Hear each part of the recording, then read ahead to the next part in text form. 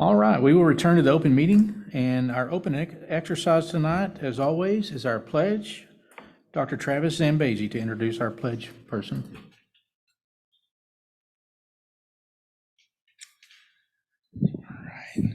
Members of the board, Superintendent Cordell, thank you so much for having the high school out tonight to say the pledges. I have Kate Acker here with us. She is a rookie member of the Majestics dance team. Kate is a positive leader on our campus. She embodies the graduate profile. She's involved in several student organizations and has shown success in track and field as well.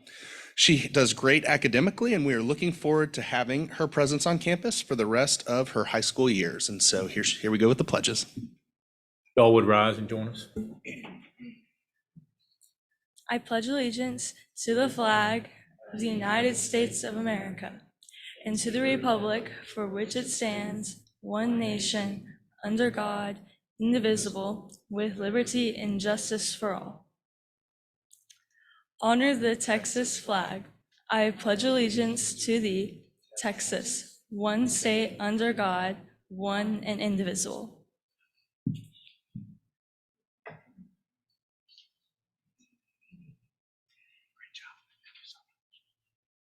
Thank you, ma'am. Great job.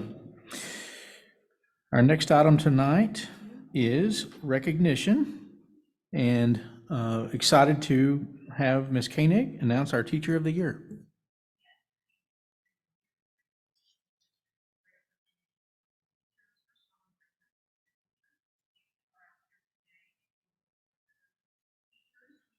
Lovejoy. Okay, I saw the green light. I thought it was on. So we say here in Lovejoy, kids come first, and our teachers truly live by the motto, kids do come first. It's just it's a great privilege to work here. I'm going to call up each of the principals, and I'm going to ask them if they would introduce their Teacher of the Year and say a few words about them. And after we do each campus, there's also something we're going to give each of them. We're going to take a picture, and then you can return to your seats, and we'll just move on to the next one. Okay, we're going to start. Miss Wendy Kraft, would you come up first? Good evening. It's with great honor that I introduce Hart Elementary's Teacher of the Year, Courtney Alford.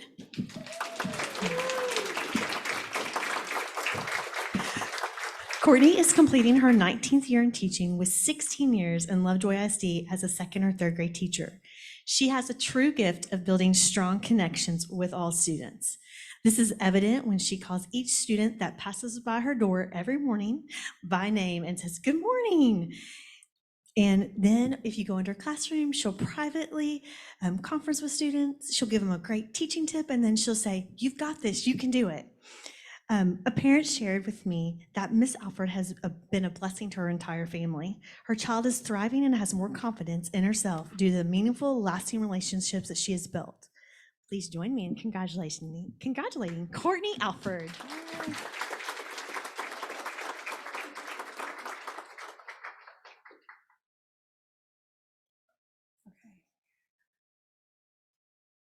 Very good.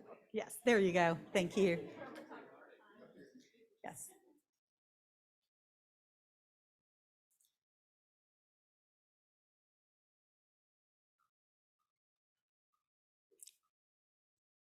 Congratulations, Miss Alfred. Our next one, Miss Holly Haynes, will you come up and introduce your Teacher of the Year for Puster Elementary?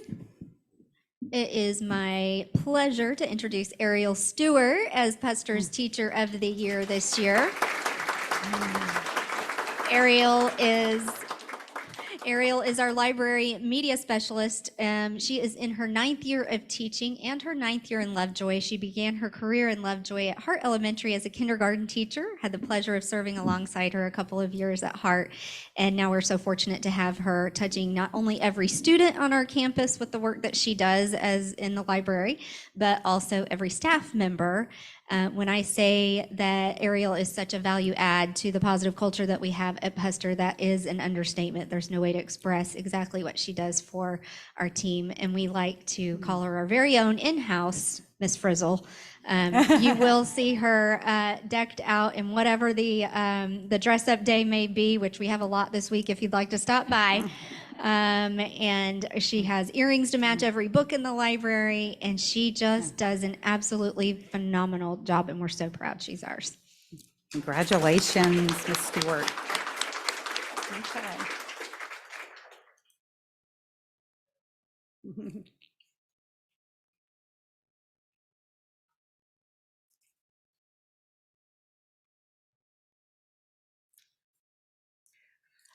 And our next Teacher of the Year will represent Sloan Creek Intermediate School. And Ms. Howland, would you please come up, introduce your Teacher of the Year?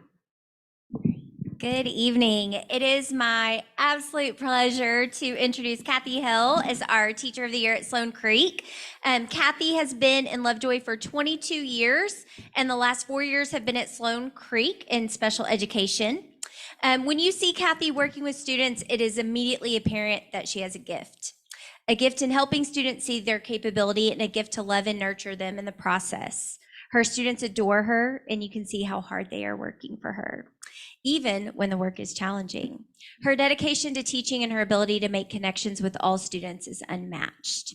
If you ask her favorite things about teaching at Sloan Creek, it's the teachers that she gets to collaborate with and the connections she makes with families. She embodies everything positive about the culture of Sloan Creek and is a quiet leader, and we are beyond blessed that she is at Sloan Creek and want her to know how appreciated she is. Thanks, Kathy.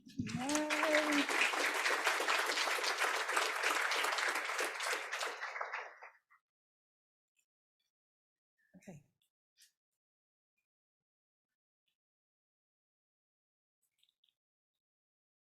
Congratulations, Ms. Hill. And next, we have Willow Springs Middle School. I'm going to ask Ms. Elridge, would you come up and introduce your Teacher of the Year? Absolutely. So it is my honor and my privilege to introduce Miss Courtney Claiborne. Miss Claiborne serves as our dance director, and she also teaches accelerated advanced mathematics. The Willow community is proud to recognize Miss Claiborne, as she is a shining example of a teacher who loves all students. She believes infinitely in their potential, both on the dance floor and also in the mathematics classroom. She is a caring and positive teammate. She is the first to offer a solution, an encouraging word, and hope to everyone around her, me included. We are so grateful for you, Miss Claiborne. You are very much deserving. Thank you. Yay.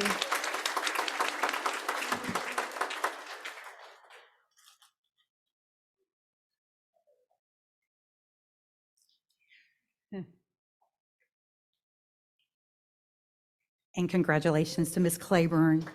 And our Lovejoy High School Teacher of the Year, Dr. Zambezi. At Lovejoy High School, we have well over 150 staff members and well over 100 teachers. And so I'd like to introduce the LHS Teacher of the Year, Mr. Jared Glaze. Yeah.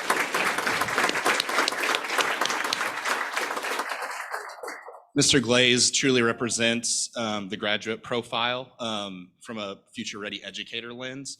Not only does he build incredible relationships with all of the students, but if you walk into his classroom, some of the differentiation and some of the future-ready skills in getting our students not only ready for with the TEKS, but also real-world application, it's second to none. And if you ask around our school, any student that has Mr. Glaze, odds are if your kid has him as one of their 8 teachers throughout the day, he's going to be their favorite teacher. And that starts from the ground up with, like I said at the beginning, relationships. And so from the bottom of our heart, from the entire district and our high school, thank you so much.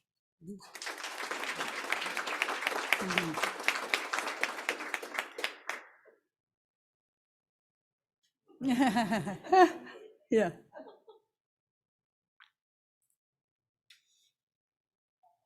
Congratulations, Mr. Glaze. And now what I'm going to do is I'm going to introduce each the secondary teacher of the year and the elementary teacher of the year. And let me tell you, the competition was tough this year. We had a hard time deciding on just one because we wanted all 5 of them were so high quality candidates, and we just appreciate the work that they do. So what we're going to do is we're going to recognize each one, name those, and then we have some special presentations with some of our community members here. First of all, this teacher had made some profound statements as we were reading their application. They said, "Our words, our actions, our choices as teachers carry so much more weight than we could ever imagine. And it's those words, actions, and choices that we find our why. And we are always looking for our why." The Lovejoy ISD Elementary Teacher of the Year is Kathy Hale, Special Education Teacher at Sloan Creek Intermediate School. Congratulations, Kathy. So if you'll come up and stand.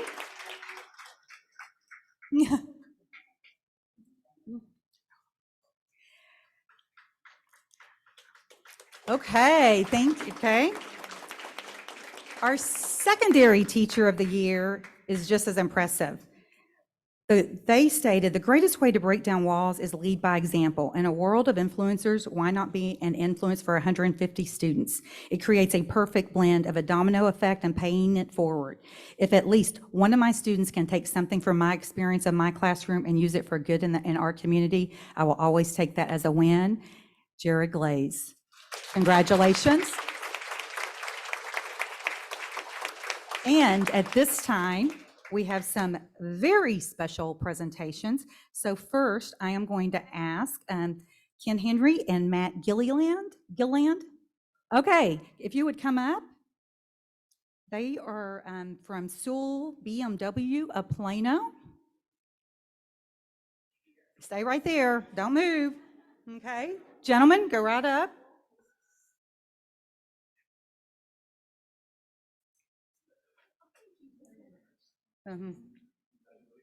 Yes. My name is Ken Henry, and the Journal Sales Manager at BMW Mini of Plano. And we have a saying at school, I think you should never be delegated. Thank you to all the educators in the room. It's amazing what you guys do. I remember as a young guy myself, putting my teachers to the ringer. It's really cool to see you guys celebrate your teacher birthday. So a big thank you to you and the celebration. Everyone on summer vacation have a brand new school. With a big red bow.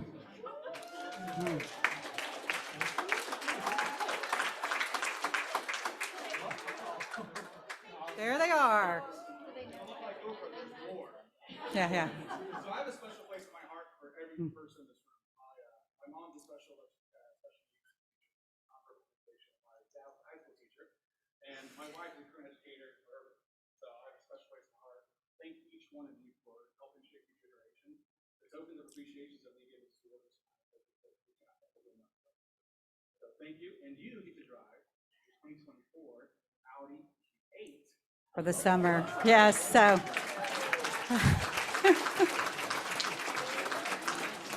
Yeah. Okay, we're going to take a picture, and then you're not done.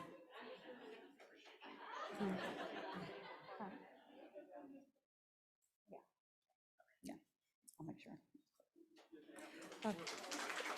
Thank you, DeSoul.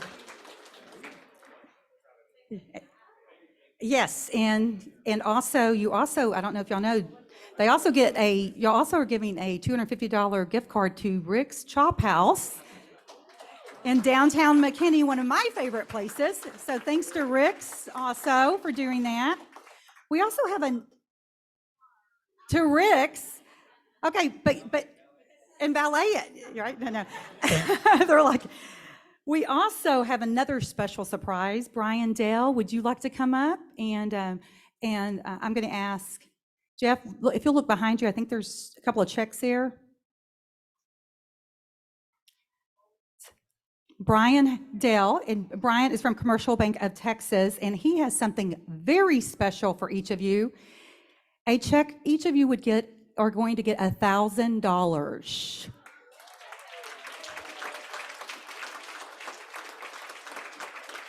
Yes, $1,000. So thank you, Brian. Brian, would you like to say any words too?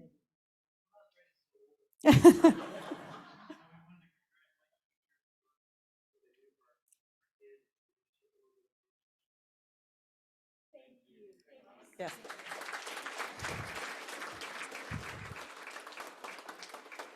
This is always one of my favorite nights. I know, and exciting. So when you drive your car down to Rick's, and if you go over the $250, you can take your friends and you have money to pay the bill, right? That's the way I look at it, more the merrier. Yes. Congratulations to you both. Congratulations to all of our Teachers of the Year. You all work hard. We know that. You do what's best for kids. We appreciate that. And we know as we're wrapping up summer, we hope you enjoy the next couple of months off. And our Teachers of the Year, if y'all want to step back here for a moment, Jared and Kathy, because you remember that car is just for 3 months, and I think they need you to sign something, so, okay? That you're going to give it back for 3 months. But if, Oh, guys, possession's 9/10 of the law. Congrats to all of our Teachers of the Year. Thank you for all you're doing for our kids on behalf of the board. We're so grateful.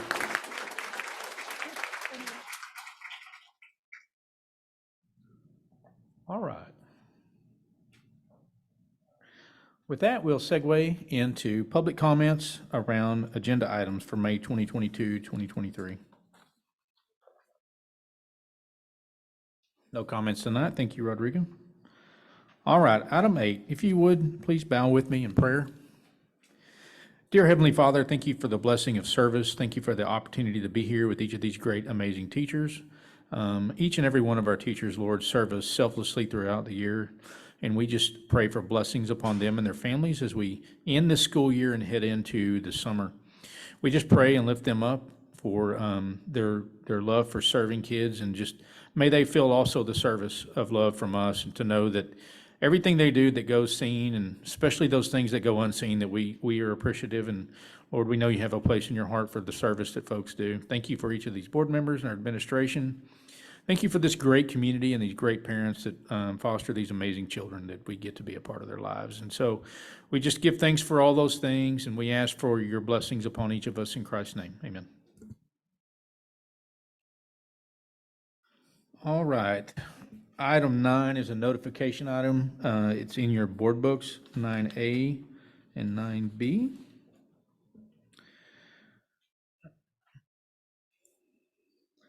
Item 10 is our consent agenda. Is there anything anyone would want pulled for review?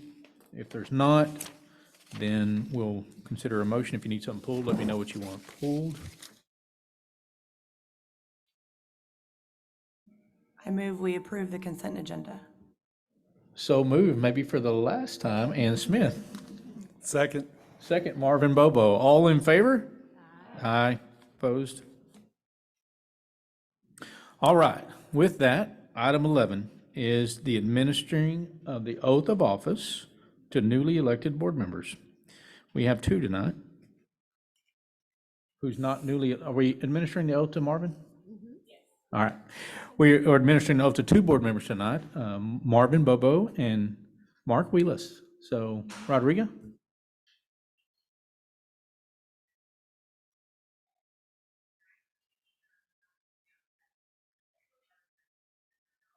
The oath of office to him, thank you, Anna, as well as Mr. Mark Wheelis, who also has his family here. And so if y'all want to come up, I think we're going to do Marvin first. If you want to stand in front, and I'll come around here, get the mic for us, and get going. You want to stand in the middle?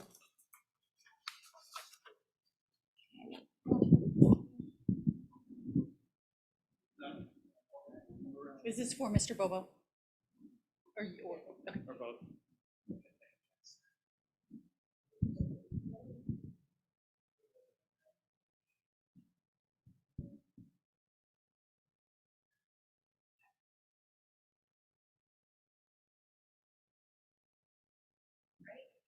Ready? We're going to trade here. Does that sound good? Sure. Raise your right hand. Yep, that's right hand. Ready? Ready. I, Marvin Bobo, Marvin Bobo, do solemnly swear do solemnly swear that I will faithfully execute the duties of office that I will faithfully execute the duties of office of Lovejoy Independent School District Position 5 of Lovejoy Independent School District Position 5 of the state of Texas, of the state of Texas, and will to the best of my ability and hold to the best of my ability preserve, protect, and defend the Constitution and laws of the United States and this state, so help me God. Yeah, not gonna happen.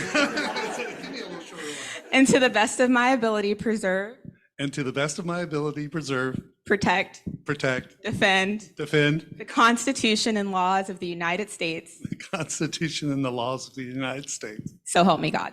So help me God.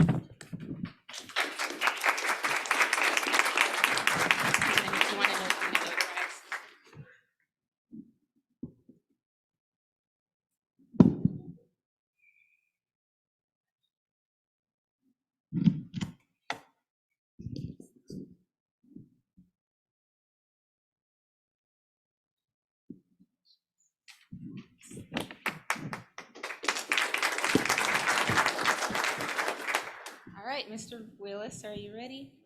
I'm a little slower than Well, we'll shorten it up here. Okay, if you could please raise your right hand. I, Mark Wheelis, I, Mark Wheelis, do solemnly swear do solemnly swear that I will faithfully execute the duties of office that I will faithfully execute the duties of office of Lovejoy Independent School District Position 4 of Lovejoy Independent School District Position 4 of the state of Texas, of the state of Texas, and will to the best of my ability preserve, and will to the best of my ability preserve, protect, and defend the Constitution and laws protect, and defend the Constitution of laws of the United States and of this state, so help me God. of the United States and of the state, so help me God.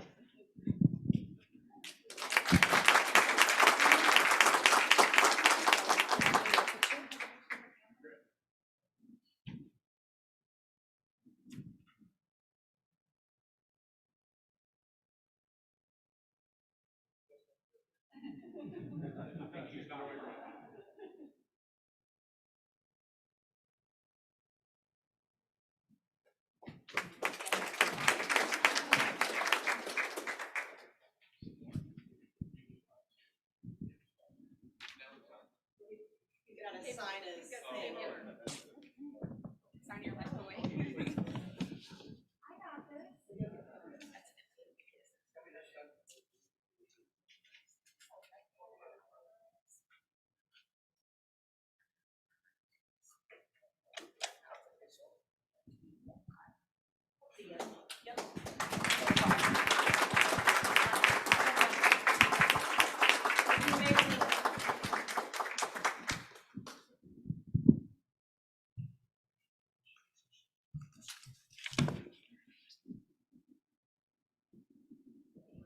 So Mark, you got some pretty big shoes to fill there. Ann has really done a great job, and we're going to miss her tremendously, but she's obviously not going anywhere. But welcome aboard and congratulations. Thank you.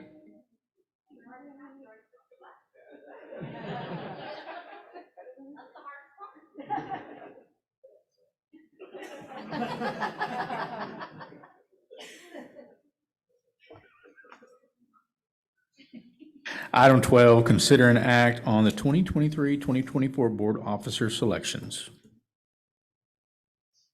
Just open it up for discussion. So for the officer selection process, I just wanted to say I'm so happy to serve on a board that we're all aligned and we've had great leadership. We're going to miss Ann in that role, but I do think that the other two officers that have been serving, if you're willing to continue to serve, I very much have appreciated the leadership, Barrett, that you've given us in the president's role, and would love to see you continue in that role. Amy is a wealth of knowledge with her experience and she's had so much trading with Leadership TASB and provides a very good perspective on that executive team. Also, would like to nominate Jeff to the secretary role to replace Ann.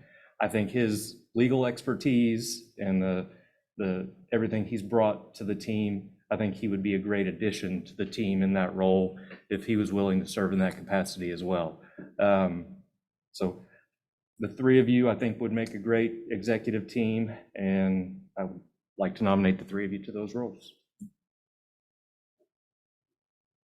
Appreciate that. Any other discussion? I'd like to also include in this discussion, although it's not necessarily formally a part of this executive officer selection process, we've established some important roles on the board, and clarity and to the community also is helpful, as well as to the folks serving. It's on our legislative committee, we really made great progress this last year, getting started and moving forward. And we will continue to add to and grow that presence and our ability to effectively work with and advocate on behalf of the district. And it is become clear, Jeff was our spokesperson on the legislative committee last year, and he did a great job. I would like to as well nominate Julie and ask her to serve as our legislative chair this year. It's imperative that we have a good line of communication and that we can operate and function with our communication within the roles of what open meetings requires. And so that chairperson is very important. And I just saw a lot of work that Julie did behind the scenes, the ability to handle the detail and then articulate the message was extremely well. And in the sense of discussing that, Marvin, I know you have a passion, and you and I worked together 15 years ago on legislative work. And so would love to add Marvin to that team. And we'll talk a little bit about the new role of the new board member in a minute, but moving Mark into that role with the foundation would be the appropriate step as well. So I just wanted to communicate that to the community, but also just give out some props to those that are working so hard. And Jason's been doing a great job on the legislative committee, and will hopefully continue to do that for us as well. So any further discussion around officers? I just want to reiterate some of Jason's comments earlier. Barrett, I'm very appreciative of your leadership and how you lead unselfishly and always with a mind for what's in the best interests of the school district, and more specifically, what's in the best interests for kids. And so I appreciate that. I also want to thank Amy for her contribution in terms of being basically a professor, wealth of knowledge, and master trustee, and having more experience in training, and being able to provide us guidance and also provide us with well-needed connections throughout the state, both in other boards and other districts and at the state level. Much more humbly, I would also say I will accept nomination to serve as secretary on the executive board.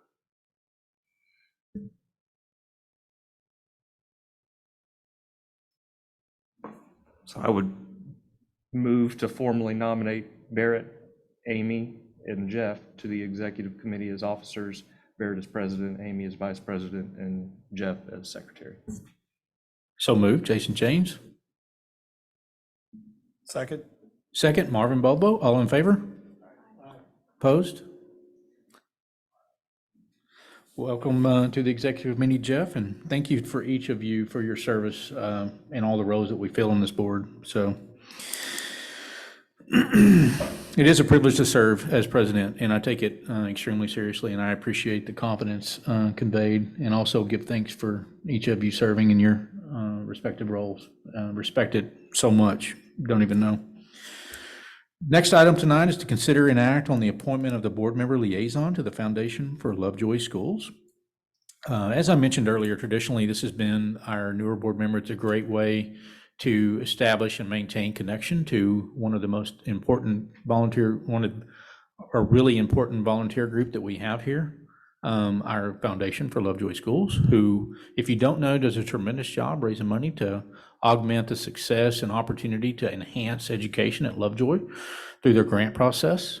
Mark has been involved with that program for some time, has served in various roles, including president, and would love to see you serve in that role. I think I'll let someone else make that motion, however. So I just want to welcome you, Mark, to the board. Also want to clarify, by nominating you for this, you will no longer serve as a foundation board member, you'll be ex officio. But I think you will make a great bridge from us to the foundation, and appreciate you serving in your new role in that way. And so I make a motion that we appoint Mark to be the liaison for the Foundation for Lovejoy Schools. Second. So moved. Amy Smith. Amy Smith. You regret that president nomination? Second, Marvin Bobo. All in favor? Aye. Opposed? Thank you. All right, item 14 is our board legislative subcommittee update. Thank you, board. And so we have quite a bit of news to share with you this evening. The community may be aware, but we did visit Austin just a week ago now. And we provided testimony in opposition of Senate Bill 418 because of the impact on our school district. For those of you that watched the hearing, you may have seen that we passed out some informational materials. And so for the community's benefit, we wanted to walk through this information. It is available in the board book if you'd like to follow along. And so it's got 5 sections just to try to lay out some of the important pieces to this particular argument. So I'll start with the first one, legal precedent. And so there was some concern presented. If you watch the testimony, there was an excellent conversation by an attorney that had quite a bit of experience with school finance, and walked through some of the concerns around the potentially Senate Bill 418 would have violated Article 7 of the Constitution, Texas Constitution. And that states Article 7, for those of you that have kids taking Texas history, that is the duty of the legislature to establish and make suitable provision for the support and maintenance of an efficient system of free public schools. There was also some legal activity, Love versus City of Dallas, in which the Texas Supreme Court held that the legislature did not have the power to compel the city to educate students residing in different districts, except upon the payment of reasonable compensation. Basically held that tuition law was constitutional. And so Senate Bill 418 that we were concerned about last week did prohibit our district's ability to charge tuition, hence causing a conflict with that particular law. The second section talks about our current state statute. So this is existing law as of today. It's in section TEC 25.028 that states that a district may charge tuition fee to the extent that the district's actual expenditure per student exceeds the sum of what the district benefits from state aid sources. So we see some math there on the page. We want to be fully transparent to where we are laying out what our cost to educate a resident student. So this does not have scholars included. And on the M&O side, we are paying $11,861 per student to educate in the manner that we do here in Lovejoy. We also spend $5,080 on the INS side for a total cost of $16,941. The administration put together some information for us on our state aid sources that we are receiving $846 per student. So under current law, we would have the ability to charge $16,095 per student. And so we thought this was important to lay out because, of course, on the M&O side, that is our teacher salaries, those are the supplies in the classroom. And so INS is also a part of that. It's the full educational experience of the student. And so the INS is important is, yes, it is the buildings that we constructed years and years ago, but it also is very much some expenditures that we are doing today to maintain those buildings, including the technology that we offer to students, such as our one-to-one Chromebook option for students.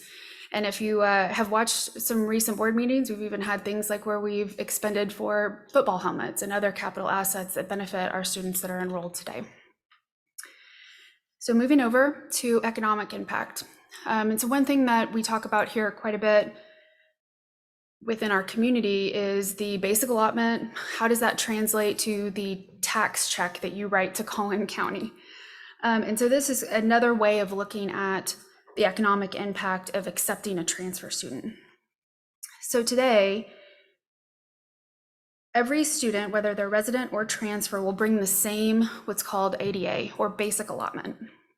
That's $6,160. There are additional state level allotments that come per student, and that might be if they're enrolled in career and technical education, or if they're dyslexia, special education. And on average, we receive $988 per student. So for a resident or a transfer student, those amounts would theoretically be equal. But in addition, our resident students, those families are paying what's called our Tier 2 enrichment pennies that our Lovejoy voters have elected through a tax rate approved election. And they're also responsible for our INS dollars. And of course, we have other local revenues. So that's going to be our facility, rental fees, or other donations or things that come into the district. So there is a differential between what a resident student brings to the district and what a transfer student brings to the district, roughly $6,200. So there is a differential between those two types of students, and without tuition, our taxpayers will subsidize that balance. Okay, flipping over. So from a local government impact, this is just an example we wanted to lay out for the House Education Committee on what our tuition process looks like. We have 229 enrolled transfers that are paying $4,000 per year for a total of $916,000 to the district. We also have 32 newer enrolled students at a $9,000 tuition for a total tuition to the district of $288,000.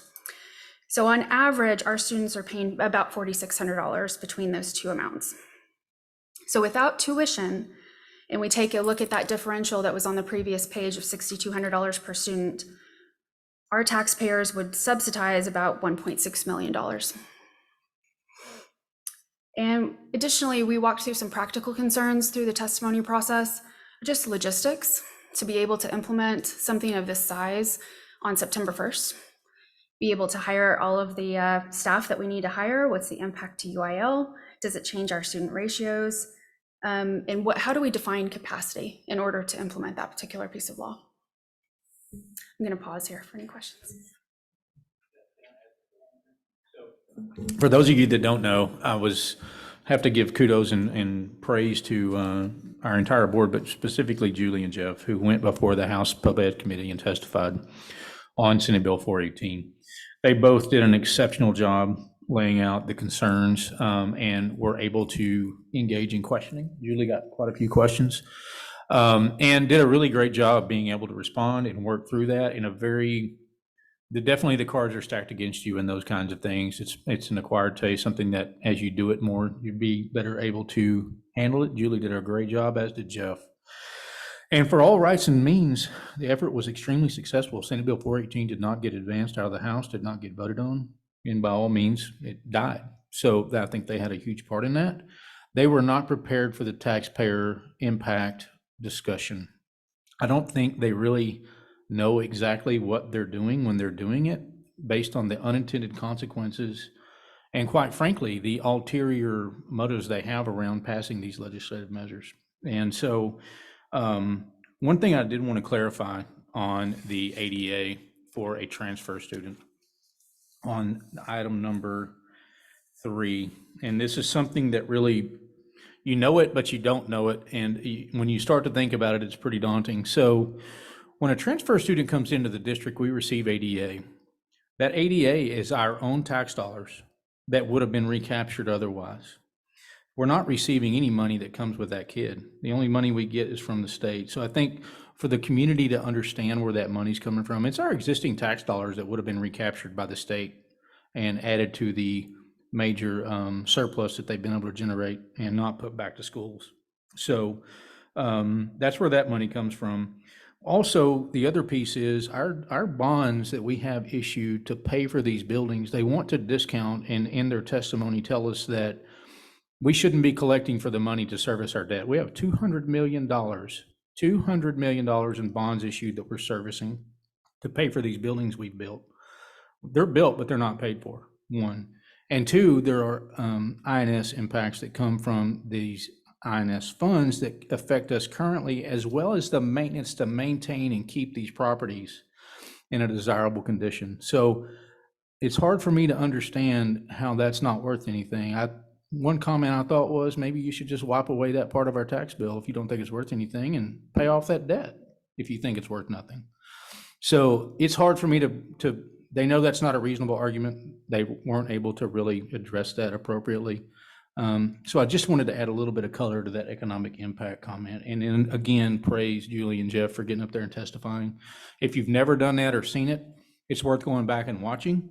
You can understand from the questions we get from these representatives how far off the mark for looking for the ways to make public education successful that these folks are by some of the things they have to say and the tactics with which they pursue it. It's extremely disappointing from the perspective of us wanting to do excellent, to strive for excellence, not only in district, but every district in the state of Texas for our kids. So.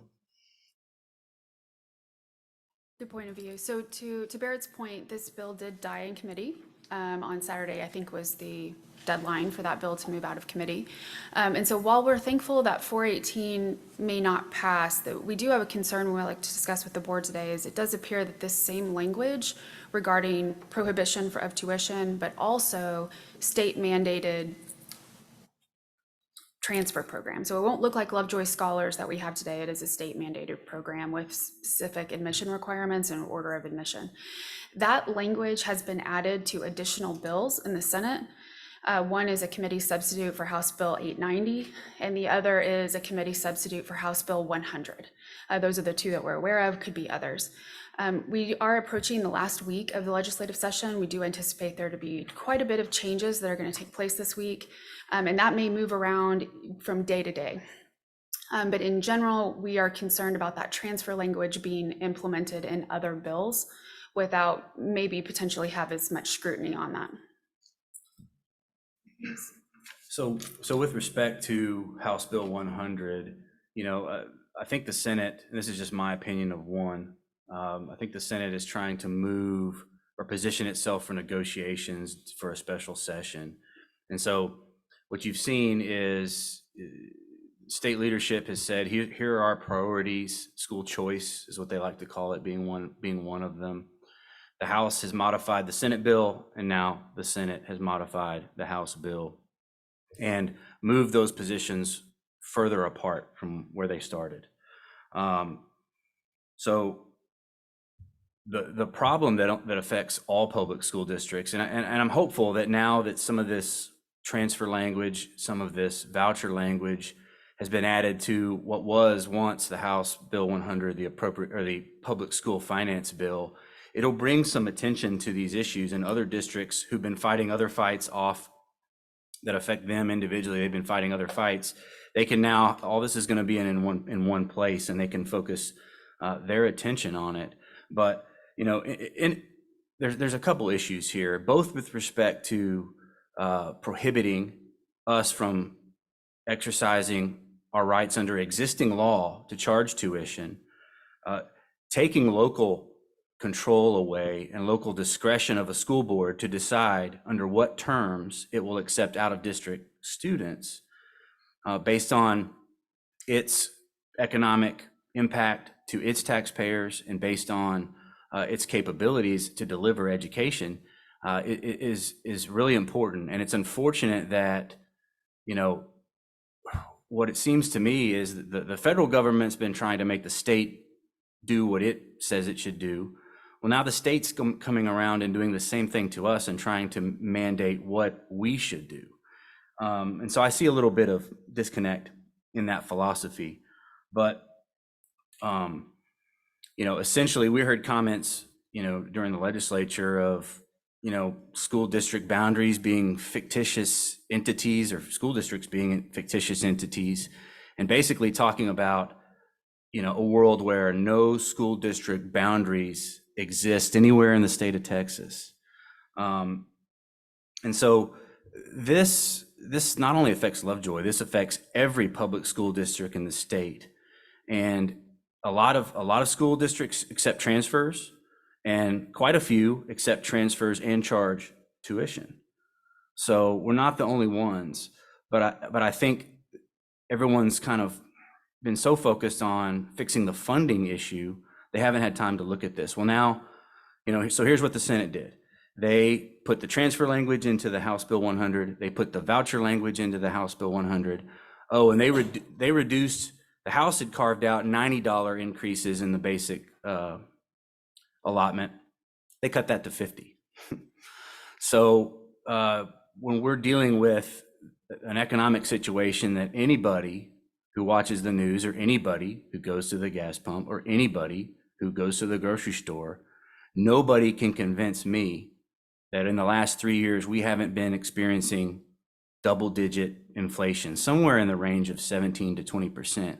Yet the basic allotment increase, which is again us being allowed to keep our own tax collections, they're proposing a 1% or slightly less than 1% increase in flexible per student funding. So that's kind of the overall impact in this bill. And again, I think we're headed for a special session. I'm fearful of what concessions might be down the road, but just me being a private citizen, I do think this is bad policy. I think it's bad policy for public education. I think it's anti-public education. And I know that one of our advisors commented here to us recently, who's on the ground watching this every single day, that just never seen such a coordinated, deliberate attack on public education that we are seeing out of the 88th legislative session. And so we're certainly concerned by the transfer language. We're concerned by the voucher language, to the respect that it's reducing funding for public schools. I'm very concerned about House Bill 100. I had my hopes up that we were going to have an increase to basic allotment. That looks less and less viable every single day. And as we finish our budget process here in Lovejoy, which we will have to pass a budget prior to this potential special session coming back into play, for us to be able to know what funding is going to be available for us, is very concerning. A couple other comments. So I want to thank my other two members of the legislative subcommittee, Julie and Jeff, for testifying. If you haven't had the opportunity to watch it, I'll reiterate that that's worth watching. One thing y'all shared with me when you got back also is that the phone calls the people from the community are making are having an impact. So keep it up. That was evident, I think, with the legislators that have commented on people in the community that they've been getting a lot of calls, and keep it up, because it is mattering. It is making a difference. And like they've talked about with how this language moves around from one bill to the other, it feels a little bit like they're trying to sneak it in so it goes under the radar, but bring it to their attention that you're paying attention and you see it, and that it's not okay to let some of these things go through that are going to have this negative impact to our district. We won a small battle last week, but the war is far from over, especially when we go into that anticipated special session. So we'll try to keep you informed, but your calls are important. So as we talk about this update, there's obviously not a lot of positive things we're gleaning from this discussion around public education. It's certainly a philosophical argument being had around the role of public education in the future of Texas, well beyond Lovejoy. One thing that I'm confident in is the position Lovejoy's in to handle what comes our way. Like the economic impact discussion is a discussion that I don't feel like a lot of school districts have had around what it actually costs to set kids in seats. And that's one that is probably going to become more prevalent as these districts begin to look at their finances in alternative ways prior to what they've done in the past, to understand what's happening to their cash and cash flows and what's it looking like at the bottom line when they take in kids that they're not being able to be made whole for and trying to provide support and services to. Having said all of that, this language is so hard to have because we have 261 kids that are our kids that choose to come to this district because they see value and excellence and willingly want to come here and pay tuition and be a part of our program. And this conversation doesn't devalue our commitment or reduce the care that we have for those kids. Those kids are Lovejoy kids, no different than any other, when they come into our programs and be a part of our district. But this is a fight. And it's a fight for public education as a whole, not just Lovejoy. We've positioned ourselves over the past 2.5 to 3 years to be able to be on our toes and not be on our heels. And I can say that obviously we are in that position. We are able to proactively talk about these things monetarily and economically. Lovejoy hasn't been in a better place since I've served on this board. And so I would say that while we have to have these discussions and we have to encourage our community to fight for the values and the village that we have, that's amazing. Even on our worst days, and we don't agree, I know one thing, everybody in this room and everybody in our community love our children and are here for excellence for their kids. And that's the overarching value system that's here that I feel like we could call upon any one of our neighbors at any time to do something. They're not going to rob us of that. That's not going away. The excellence that our kids achieve won't be going away. But we are going to have to address the business challenges of delivering the educational experience to our kids. And the more we can do to go out and fight for this community, as well as other communities and public education as a whole, the better off we're going to be longer term. And some of that is educating others and bringing them along. As Jeff said, other folks are charging tuition. There was some great testimony given by a couple of other superintendents on that same day who I had no idea had a transfer program or charged tuition. It was a big deal to them, same as it is for us, because they also have done the math and they've dug in to understand what the bottom line impact looks like by having to provide support and services for kids. So I just add a little bit to our discussion to say, because I've had a few community members ask me in concern, is Lovejoy going to continue to be great? Yes. Our kids are tougher than all of us. They're resilient. This stuff is going to be things we have to do and handle and process, but we don't need an apathetic community. You've made great sacrifices to live in this community beyond what others have done to live where they live in many cases. And to sit back and not take an active role in what the investment needs to look like whenever we are dealing with these philosophical challenges that we're facing, this idealistic view of what public education needs to be transformed to, our kids achieve at an amazingly high level compared to anyone you want to stack us against, private or public. And so we need to come together as a community and realize that our best days are ahead of us. And through this adversity, we'll come out the other side being in a better spot. But it's going to take hard work, and it's not just going to be this board or someone else. You need to point the finger to yourselves and say, what can I do? What can I do to serve my community? And one of the things you can do that's already been brought up is to write a letter and make a phone call. It matters, I promise. And their interests should not subdue yours. They're there to serve us, not the other way around. That's why we elect them. So a little bit of encouragement there. We're in a good spot, but we got work to do. So thanks for giving us a minute to share that update, and just wanted to add a little bit of a closing to that.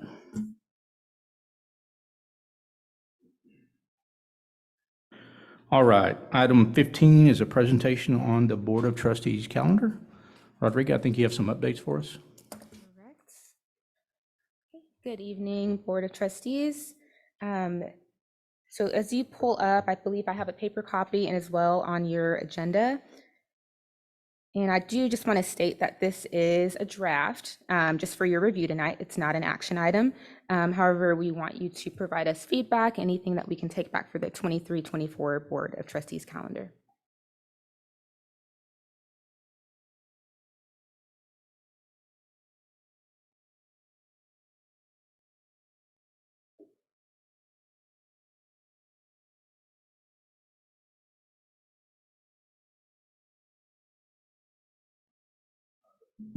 About challenging on those weekday, morning, daytime. I think Tuesday has some business conflicts for one of our board members. And so was wondering how on those Tuesdays, if we push those to Wednesdays, keeping them in the morning, would that serve you all better on those times when we're opting to have those during the work week, during the day? I think that's a great idea. If we have some business conflicts, there's no reason why we should schedule something that we automatically know several of us cannot attend. And then also the idea of keeping some of those in the morning, there's a little bit different energy. And the fact these are workshops, these are not necessarily official regular board meetings. I think having some morning meetings has been beneficial for our administrative staff. The question is, I prefer not to do Mondays from a business perspective. I think we had Tuesdays, but would Wednesday mornings be collectively a good time for us to possibly transition those Tuesdays to? Okay. So there's some feedback for you, Rodrigo, on the calendar for those board workshops. Noted. Any other discussion points on the calendar, guys, gals?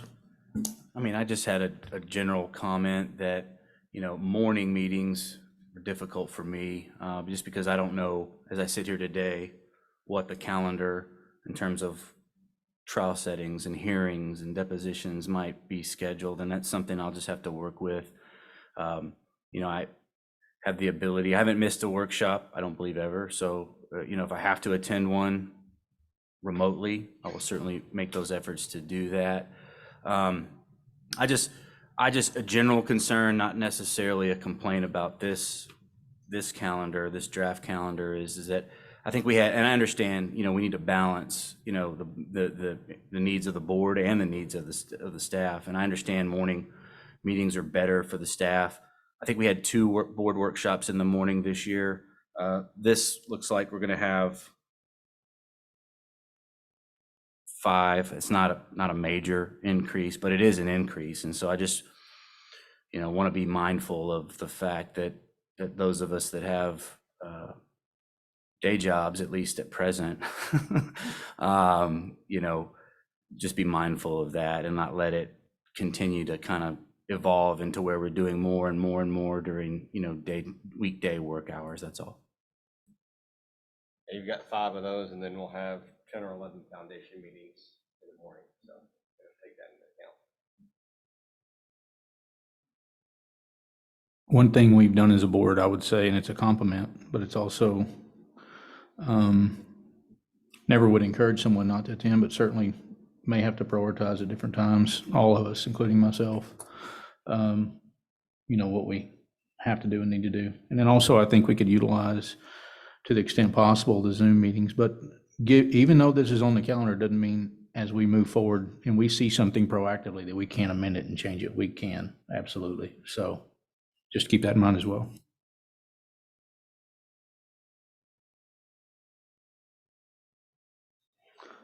Helpful? Helpful. Any other conversation? Thank you for that, Jeff, Julie, whoever else contributed. All right, item 16. Consider an act on the Director of Accounting and Procurement. Good evening, President Owens, Board of Trustees, and Superintendent Cordell. Over the past 2 weeks, we did run an interview process, interviewing 5 qualified and very experienced candidates, and we're happy to bring forward Victoria Neff. Victoria Neff is an experienced CPA and has a Bachelor of Science degree in Accounting Information Management from the University of Texas, Dallas. She has over 10 years of experience in progressive accounting and finance roles within the oil and gas industry and manufacturing industries. Her prior roles include general corporate accounting, financial reporting, operating accounting, and sales support planning and analysis. Vicki stays involved with the community by volunteering her time at her local church and Girl Scouts. It is the administration is recommending that you approve the Director of Accounting and Procurement. Got one quick question, and this is a decrease in the budgeted part, is that correct? It's This position is part of the restructure. We used to have a Director of Procurement and then my former role as a Senior Director. So we've removed those two roles and just added the Director of Accounting and Procurement, which would be a reduction. And then we have another position that we're looking at. So those two combined positions will come in much lower than the two previous roles.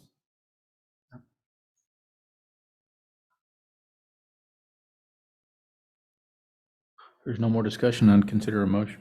I move that we act on the Director of Accounting and Procurement and take the administration's recommendation. I'll second that. So moved. Julie, second. Mark Wheelis, first, second. All in favor? Aye. Opposed? Thank you.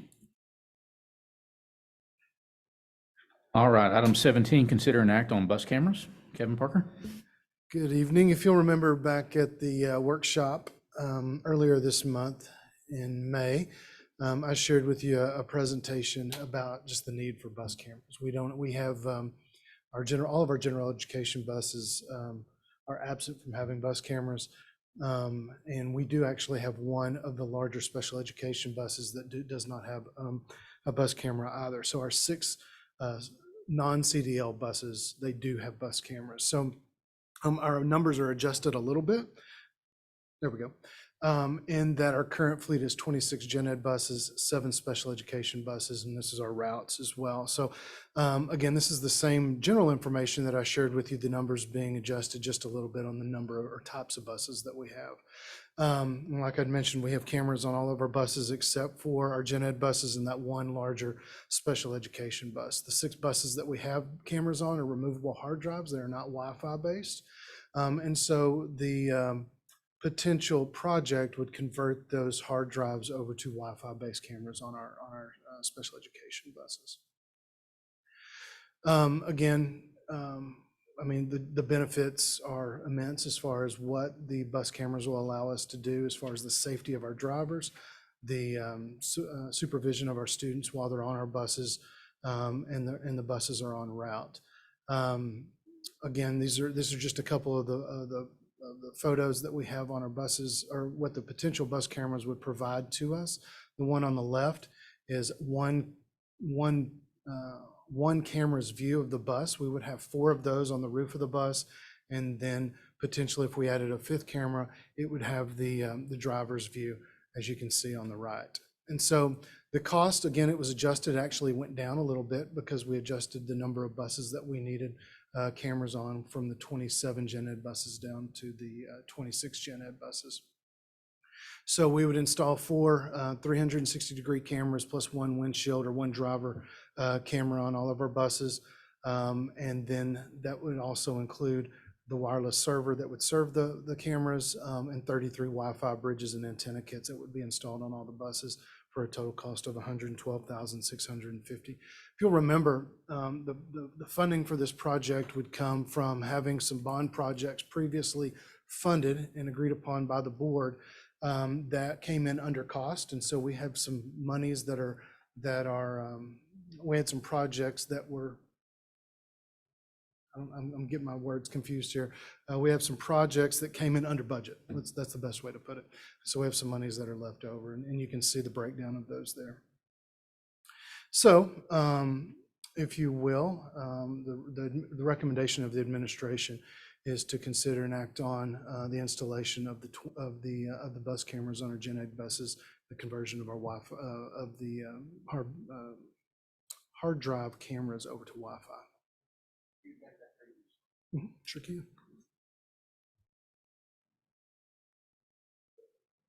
If roughly half of it is from prior projects or interest earnings? That's correct. All right.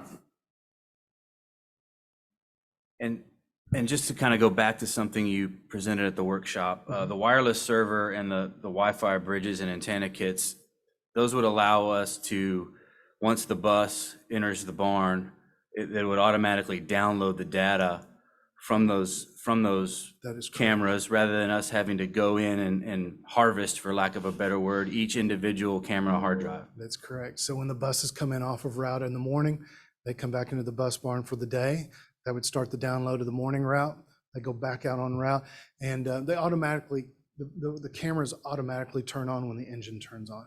And so when they go back out on route in the afternoon, they would obviously have more video files to download when they come back off of route in the afternoons, yes. What would be the policy when you determine to review the footage? Is there going to be a certain policy, or is it going to be somebody's always job to review all the footage that happens every day? Well, we do not, we do it as needed. And so if there's a concern, if there's behavior on the bus that we need to look into, if a kid's not wearing their seatbelt, and we just need to know if there's a concern from the bus driver, we can always go back and concern by the bus driver about a student's behavior or anything that we need the camera footage for, but we would not go back and review the footage daily. It would just be as needed. Presence of the cameras, I feel like the presence of the cameras alone will be certainly an improvement for one, bus driver retention, One might assume that, yes. and two, the conduct of the kids. One might So assume that, yes. accountability is a good thing. That's right. And this equipment is hardened, right? So if there's an accident, we're not going to lose that footage. That's correct. They will be able to download that footage pretty much before the next route is run, right? That is correct. Okay, fantastic. Would consider a motion. I think this is a worthy investment, so I move that we act on the bus cameras as per the administration's recommendation. Second that. So moved, Julie. Second, Marvin. All in favor? Opposed? Thank you. Thank you. Item 18 is budget workshop. Number 7.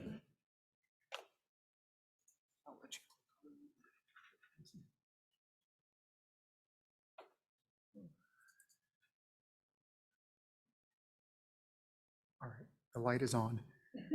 Perfect. Good evening again. So tonight, during the budget workshop number 7, we're going to kind of review the progress we have made so far, and then also take a little journey from the beginning and kind of rehash some of the things that we have done to get to this point, and then answer any questions at the end of the presentation. So throughout the process, we have maintained our focus on our budget priorities.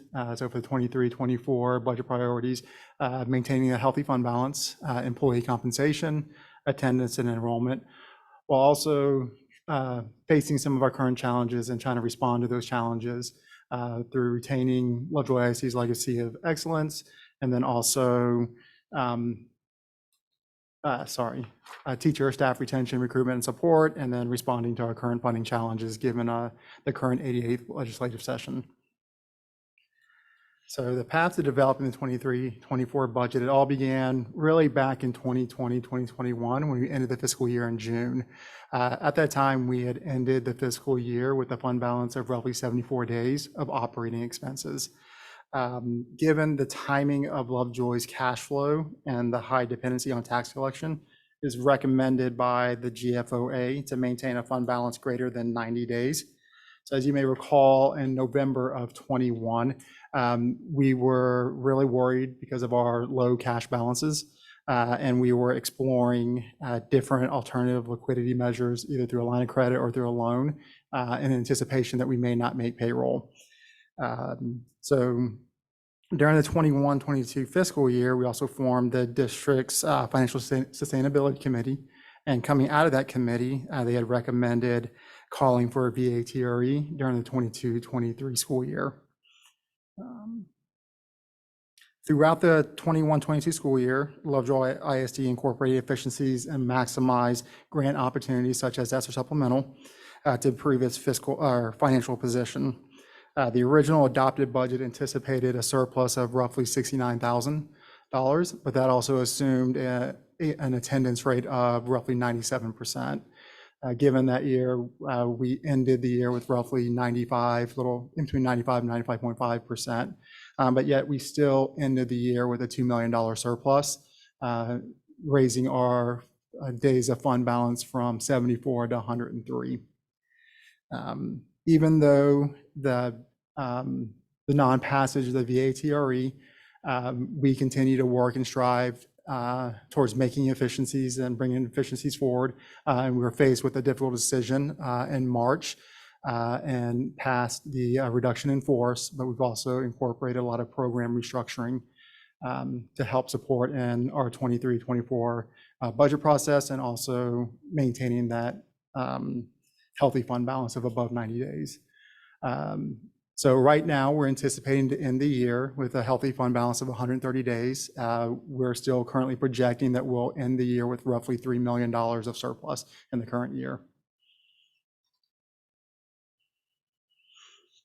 But unfortunately, what we're seeing over the next 3 years is that that fund balance will quickly decline, given the declining enrollment and then inflationary increase in our cost with no inflationary increase in revenue. So as we're, oops, I'm moving fast.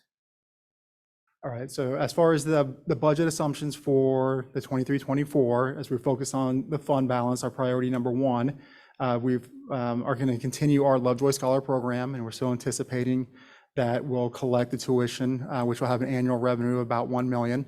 I know this year that we did collect roughly $1.2 million, but we're being conservative and anticipating that we'll only collect about $1 million for this upcoming year.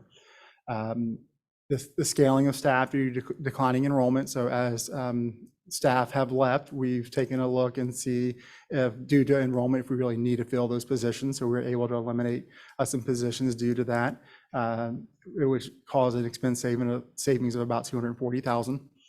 And then also with the reduction in force and the reorganization, we had a savings of roughly $432,000. And then as we focus on employee compensation, we also did incorporate a 3% salary increase for all staff. We've also raised the minimum wage for our hardworking auxiliary staff to $15 per hour. That it has an approximate budget increase of $40,000. I'm sorry, and the 3% has impact of approximately $900,000. We've also increased our stipends to our special education teachers. This is a hard to fill position, so increasing it from 2 to 5, we hope to be able to persuade staff to come and work for Lovejoy. That has an annual impact of roughly $99,000. And then we also are increasing our medical contribution, roughly about $50 per month or $600 annually to participating staff members. And that has an annual impact of about $180,000. We've also did a needs assessment and identifying some additional personnel resource needs in our special education department. So we are adding 5 special education teachers, 1 at each campus. We have 2 additional educational diagnosticians that we're incorporating into the budget. We're also adding 2 special education clerks to help support with the increased needs for paperwork and the compliance components with special education. And then we're also adding an additional speech language pathologist or SLP. That total increase to the budget is roughly $1.2 million. I'm sorry, $1.2 million on the previous slide. This is $600,000.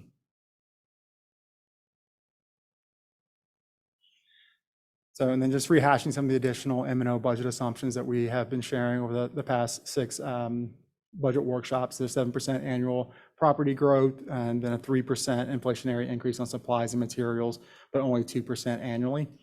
We did a deep dive in the enrollment projections, and we are seeing a decline in enrollment over the next 3 years.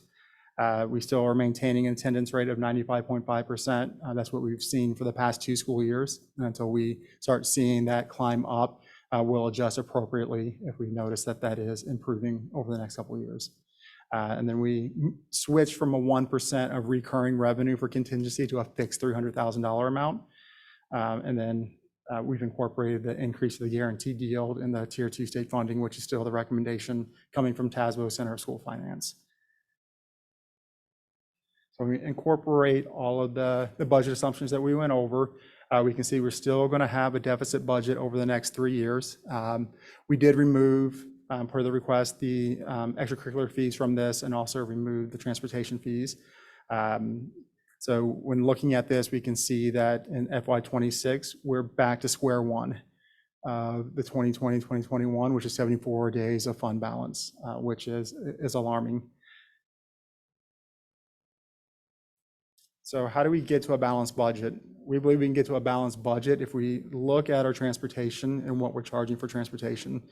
We think by increasing it by $100 from $350 to $450, it will get us to a balanced budget for the 23-24 year under current statute. What I've got here is what our anticipated transportation budget would be for the 23-24 year, which is roughly 1.3 million.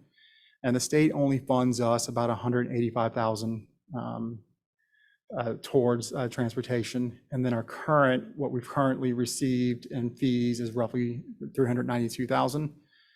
And the $100 increase would provide an additional $208,000 of additional revenue. But we can see that even with that increase, our transportation department is still operating in a deficit of roughly $500,000.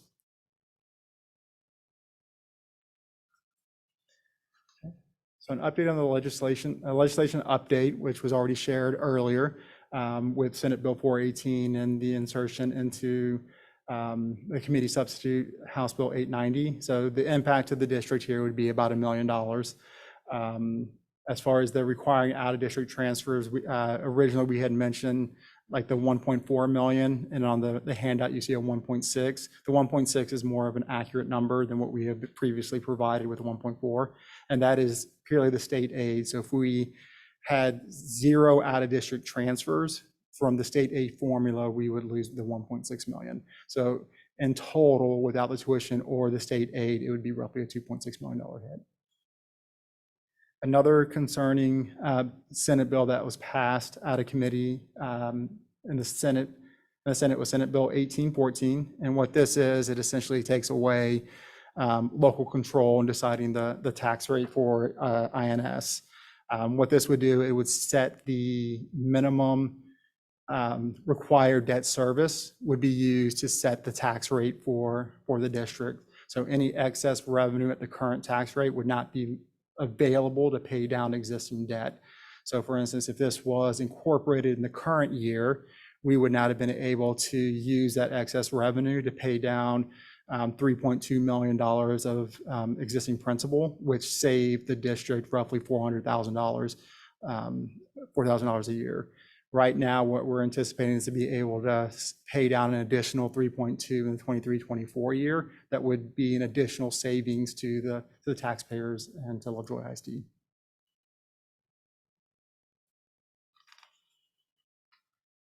And then as Jeff shared earlier tonight, the Senate committee substitute for House Bill 100 that kind of summarizes the implementation of the vouchers, but then also the elimination of tuition. I think the other piece that's concerning is the reduction from the $90 increase to the $50 increase. So as we look at kind of the different scenarios, the recommendation that was coming out of the TASBO Center of School Finance on May 18th is that while the House and Senate have both set aside $5 billion for school finance this session, those dollars will not be used unless the legislator passes a bill to use them. And they said that since we have not seen movement in recent days on this bill, they are highly recommending that we set our budget without the assumption of an increase in the basic allotment. So we'll be moving forward with that recommendation in preparation for our budget. But just for us to take a look and see what is the $90, if they did incorporate the $90, the original House Bill 100, what would that do for our budget, which it would definitely get us to a balanced budget before the transportation fees, a slight surplus, but without knowing the complete picture of all the additional costs that may come from this or even the additional revenues, we're going to say that we'll have a balanced budget going into 23-24. And you can see we'll still have a deficit budget going into 26, but it improves from 74 to 83 days. But when we look at just the $50, it only improves our deficit by about a half, gets us to the 85,000. Both of these models do include that with the increase in funding, we will end up having to give, due to the increase of the minimum salaries for teachers, we will have to give our teachers an additional raise on top of the 3% that we've already built in. So as far as future consideration, we're meeting weekly to continue to monitor our enrollment to make sure that we're getting close to our budget enrollment. And if we're not meeting those targets, pivoting and making decisions around staffing and ensuring that we're not filling positions that are not aligned with the different ratios for the different grade levels and so forth. And we'll continue to monitor any progress coming from the 88th legislative session and bring that forward and implement into our budget assumptions. And then we'll continue to look at our programs and then also fee opportunities from the revenue side. This is just the posting requirement. We're required by the state of Texas to set a date for the public hearing of approving the budget and the proposed tax rate. We have to do that within 10 days of the public hearing. So we'll bring forth that recommendation to set the date for June 19th on June 6th at the board workshop. So here's just kind of the timeline. The legislative session hopefully will end on the 29th, and we'll have a little bit more clarity. And then on June 4th, we will bring the published public notice of 619 public hearing on budget and proposed tax rate. And then we'll also have our final budget workshop with all the finalized assumptions within our budget that we're going to bring forward for the June 19th board meeting. And on June 19th, we'll present the compensation plan, adopt the M&O budget, the student nutrition budget, and then the INS debt service budget. And then we'll adopt the tax rate at the end of August. That is all that I have. Any questions? I do. I just want to go back to your current statute basic allotment 6160. Yes, ma'am. So this is our current model, and I just want to restate what I think you've already said, just for my own understanding. So this does not include any expectation of any additional per student funding, because we're being told that that's unlikely, and my own opinion is it's unlikely. And this does continue to have the expectation that we would be able to cover our costs through the Scholar program with tuition. That is correct, yes. Okay. And no fees for extracurriculars in here. No fees for extracurricular, Or no additional transportation. fees for transportation. Okay, makes sense. I think that makes sense from my perspective, my opinion on the extracurricular fees, just because there's so many questions for me on that impact to our families and to boosters. I'm amenable to transportation fees. As much as I don't want to raise fees on anyone, I feel like we are, my opinion, for my personally, I feel like I'm between a rock and a hard place with the VATRE not passing. Are we at a position where we need to provide feedback on fees for the next budget proposal? We can provide any discussion we want, and it's a good time to have a discussion. So I think it's part of the purpose of this is for them to give us the input and for us to give them feedback on what we're thinking. The other piece that might be worth modeling is if any of that transfer language moves forward, we probably need to start looking at what that looks like in the models. How we project, I'm sorry. We've talked about that extensively. I think the challenge is the current way that legislation is written. There are a lot of unknowns and definitions and interpretations that would be handed down afterwards. But we are having those discussions of what that would look like, both through the loss of tuition and then the mandatory requirement that we allow transfers up to capacity in the priority categories as listed, because that would be a significant change for our district. One of the most significant things being that our demographic projections are such an important part of our budgeting process that that becomes very challenging, because year to year, we would have great difficulty in determining what our enrollment for the following school year would be. One quick question, if you clarify for me. Over the next 4 years, the M&O tax rate is decreasing while recapture is increasing tremendously. Do those go hand in hand, or is that just our standard rate, and then the recapture is based on our property values? So the M&O tax rate is going to decrease due to the tax compression that was implemented during House Bill 3. So that the tax rate goes down as property value goes up. So property value is still going to rise, so we're going to still have higher tax collection. So it will go hand in hand with recapture. And all of that excess property tax collection is going straight back to the state? That's correct. Instead of with us? Yes. Okay. And then I know we talk a lot about fees and balancing the budgets and all that kind of stuff, but just from a programmatic perspective, does this budget have any expectation that we're changing our core program offerings that we have today, or what student opportunity looks like at a very high level of what we do today in next year's budget? So this budget does not incorporate any drastic change to programs. There may be some slight things that we've currently done, but overall, the experience will be very similar to what our kids have seen currently and previously. So we are looking, and we'll do a deep dive into what that looks like, especially going into the future when we look at our current deficit in 26. I think one thing we can't expect as a board, just talking out loud, we're going to have to pass a budget before this special session's over with. And we're probably going to be looking at substantial amendments.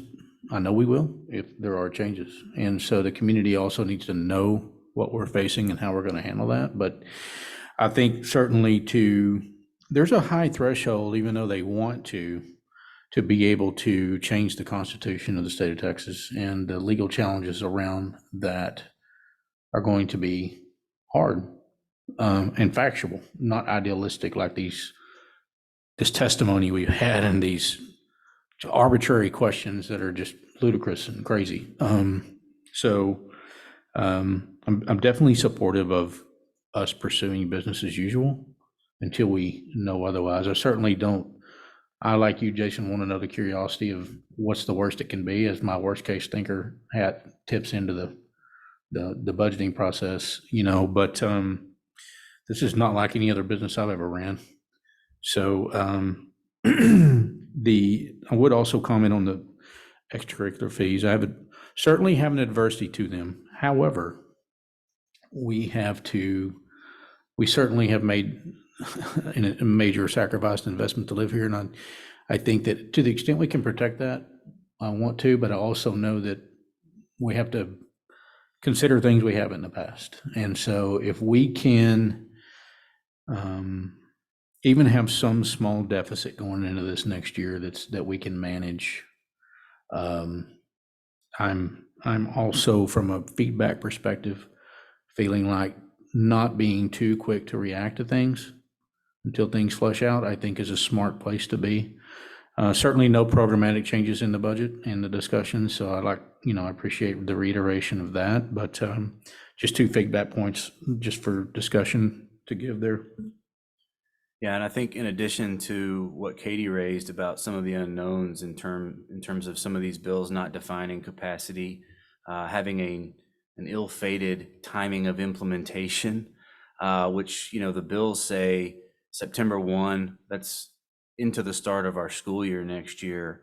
And also these bills usually have a TEA rules and guidance requirement. And I think in our experience, those come months and months sometimes behind the actual effective date of the law. And then I would also say, I would expect if transfer language is passed, restricting local control in terms of us having the discretion to decide what our transfer program looks like and whether or not we can charge tuition. I would expect a coalition of school districts to seek an injunction and challenge this in the courts as violating the Constitution. And that may take some time. So, there's unknowns on top of unknowns, basically. So I don't think we can make any rash decisions right now. And, this is, the reason we got into these projections years forward is so we could see where, we don't have an opportunity to delay any further when our fund balance hits a certain level or when our deficit hits a certain level. And I think, then we'll have to act. But I'm in favor of seeing, as uncertain as it is, seeing what happens both with the legislature and any legal challenges down the road. And I would also, say that, the several slides ago, the financial impact to Lovejoy ISD with the loss of a transfer program or the loss of the ability to charge tuition, that was set forth. And so the doomsdayers, including, sometimes I'm that way, can look at these numbers on slide 124 and say that those deficits could be compounded by $1.6 million to $1.2 million in addition. I do think one thing, looking 4 years out on the demographer, there's no way the demographer can figure out how many new students are going to be here, because it's not our boundaries. It would be the boundaries of all surrounding districts. So I think we got to hold off on making a few decisions until we really know what we're dealing with.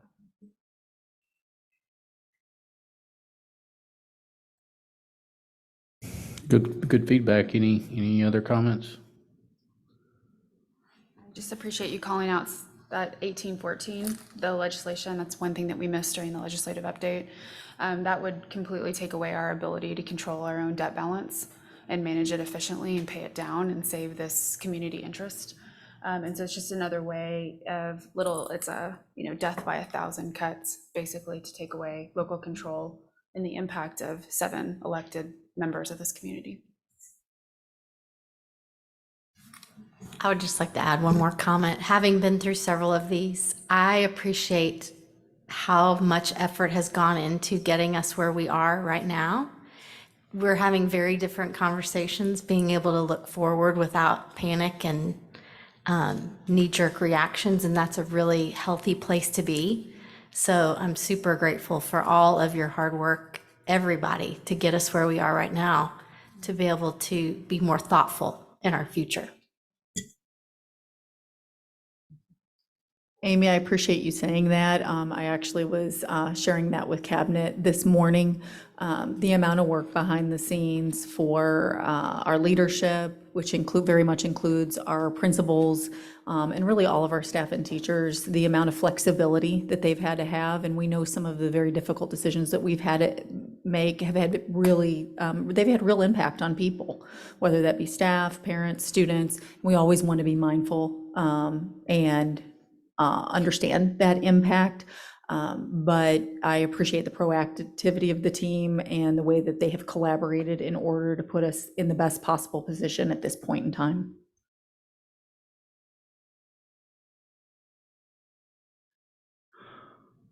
All right. Thomas, is that it for you? Yes, sir. All right, perfect. Thank you for the update, Thomas. Item 19 is cabinet reports.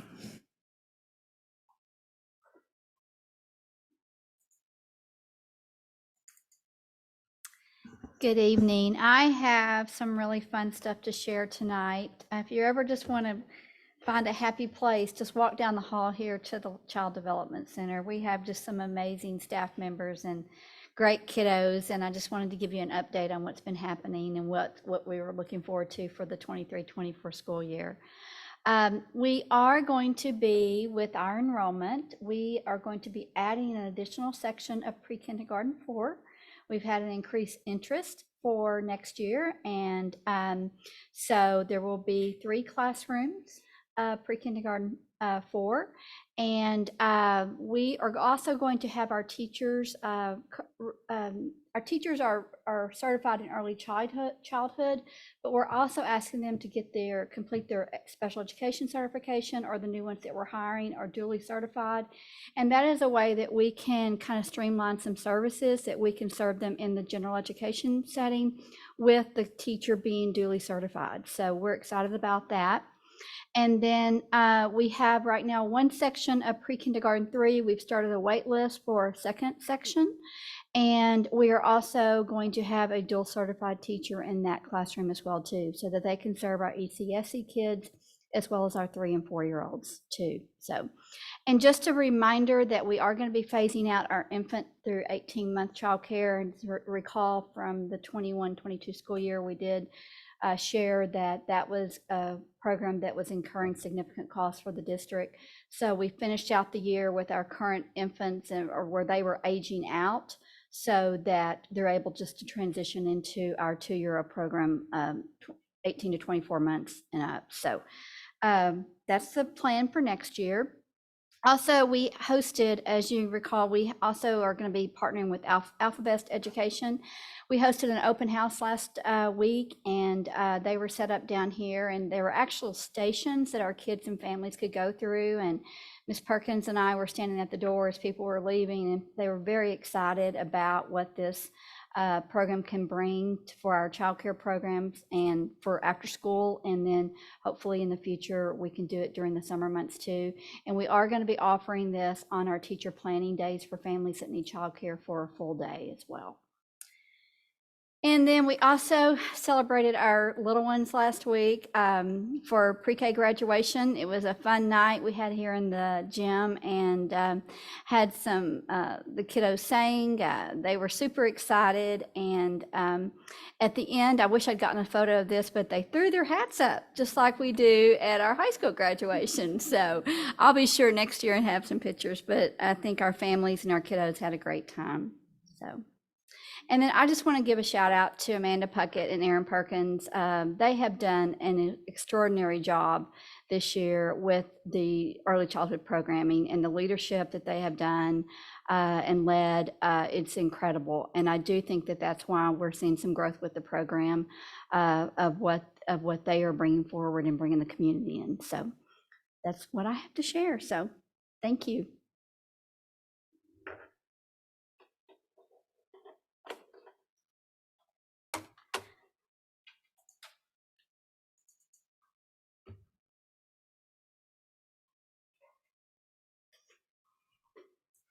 All right, good evening again. So some finance updates. As I mentioned before, we're still planning on or projecting to end the year with a $3 million surplus. It's largely attributed to some additional revenues that we're seeing from from the interest earnings. But then also when we look at our historical spend, historically we've spent about 88% of our general fund budget, and currently through the end of April, we're about 79%. And then also at the end of April, we have about 237 days cash on hand. And then give a quick update on the school district property value study.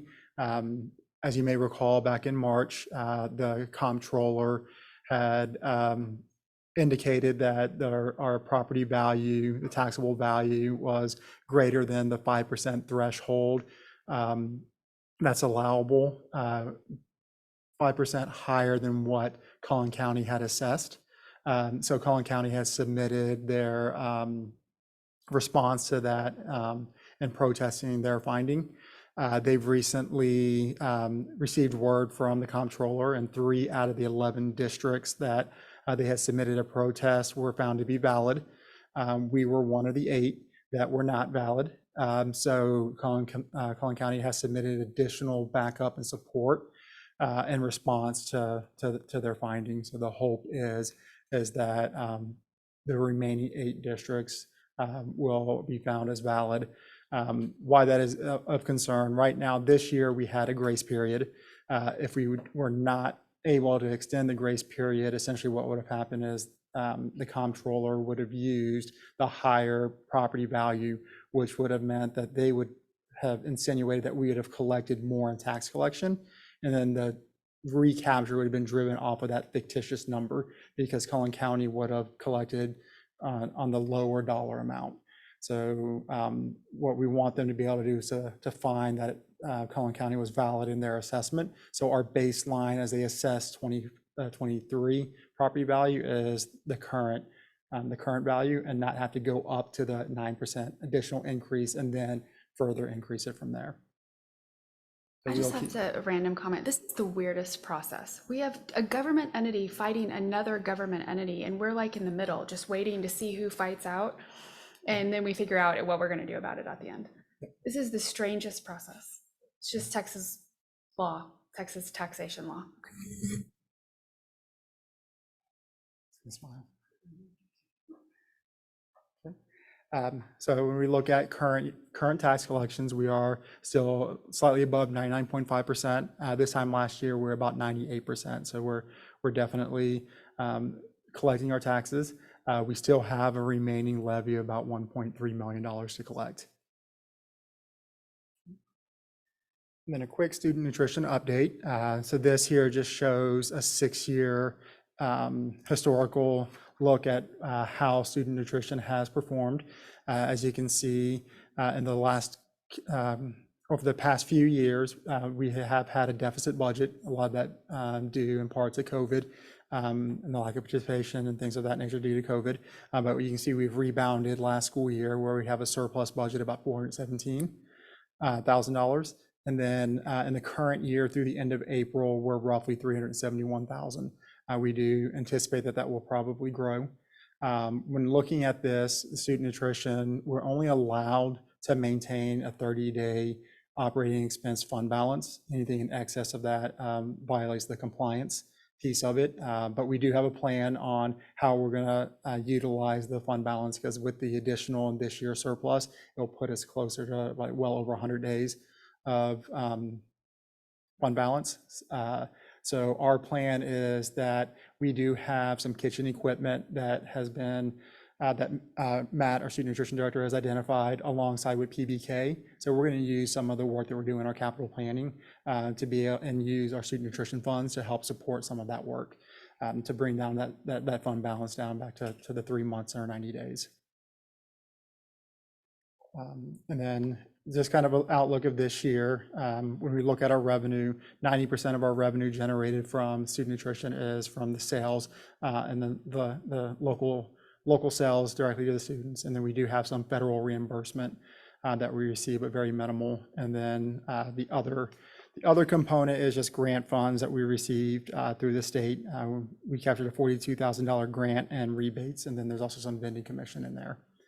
But then when we look at our expenditures, 50% of our expenditures is roughly payroll, and 42.9 is actual food costs, which is in line with kind of the industry standards. And then we have some highlights for student nutrition.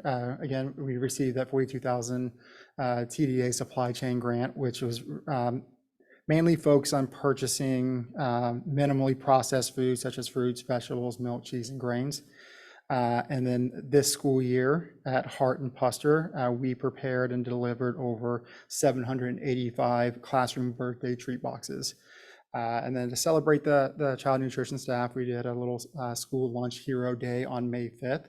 And Matt McCarty, our director of student nutrition, is here with us tonight. I just want to shout him out, and Elizabeth and Juliana, for all their hard work that they do day in and day out. They're constantly at the schools helping in the serving lines and doing what they can to ensure that our lepers are being fed each and every day. So Matt, thank you and your team for all that you do.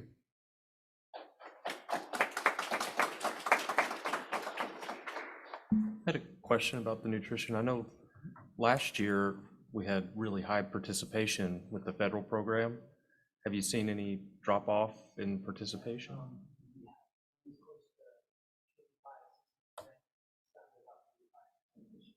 But we did raise some fees, so that accounts for the higher revenue still.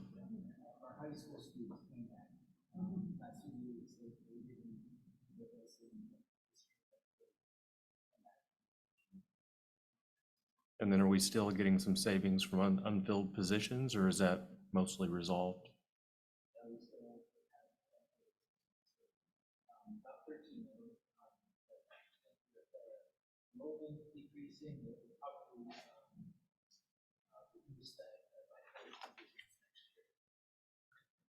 Thank you for all the hard work. I had a quick question on the student nutrition fund. Since we can't put that money into the general fund, can we allocate utilities based on square footage and janitorial staff to the nutrition fund so it helps make our general fund have lower expenses? Yes, we can. We have to look at the exact rules as far as applying indirect cost to the student nutrition funds. We are looking into that. That has been brought up, that other districts do explore that. So we are looking at those opportunities as well. Thank you.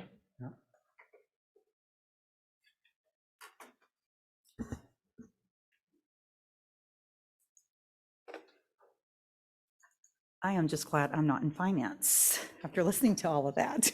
Very impressive, Thomas. Okay, I'm here to give our Human Resources and Communications Cabinet report. This past last week, we recognized guest educators. It was very much a fun day. Went out and hit every campus looking at guest educators that had subbed over 92 days in the district.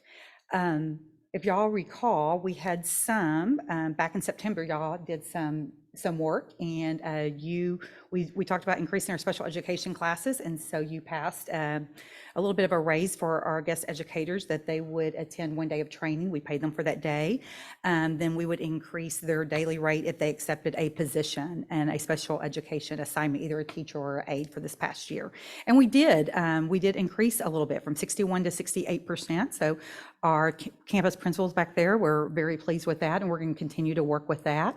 I did want to point out that Alice Bassler, she was a substitute that was with us quite a bit. She hit every campus, including the LCDC, and she was both an aide position, a special ed aide position, a teaching position, had a wonderful attitude, and was a great day to celebrate her when she was out at Hart when we went to visit her that day. We also talked about some of the training that we did. We did security training. 52 of our 124 guest educators were here in person for security training. We also do some online training there. They're required to get that. 35 attended the special education one-day training, and 16 did Stop the Bleed. So we definitely want to increase those numbers last year. We found that if we bring them here in person, we spend some time with them, they're more engaged, and they're more apt to sub for us. So we definitely want to keep those relationships open and keep them coming back to us. As far as fill rates, absences, and these are one thing I want to be careful about. These are requests. So some of these requests may be half a day, some may be a full day. So don't think it's like one day absence. It's just requests. We had a fill rate for absence 72%, vacancies about 77%, which was pretty good, and total was 73% as far as fill rates. So definitely slowly increasing back from the 50s and 60s that we experienced during COVID and some of those times, but it's definitely a priority in our HR department. We also looked at per campus, and Willow Springs had the highest, 84%, followed by Puster, Sloan Creek, and Hart. High school, one thing that's very difficult is we have a lot of coaches at the high school, and fine arts and a lot of events and those types of things that we need subs. And so it's a little bit more challenging, but we find that if you sub at the high school, you pretty much stay at the high school. And Deborah out there has helped us out filling those subs and taking care of them. I also wanted to point out that Diane Knack had the most sub days. She did 149 days of subbing this past year. And that was just till last Thursday, May 16th. So she was still subbing this week. So we know that she's well above that, in the 150. So we recognized her as the most, and Jeanette there with us from Sloan Creek. Total, we have 128 total guest educators in LISD. 124 of them worked at least one day. Most of them worked more than 30 days. We had 13 guest educators substitute over 90, it's actually 92 days. And of course, one guest educator at all 6 locations and multiple positions. So we were definitely celebrating that. Tonight's kind of a great night of celebrations in HR with Teacher of the Year and guest educators. So we're very pleased. Questions for me? We're determined next year we're going to have at least 150, so that's our goal.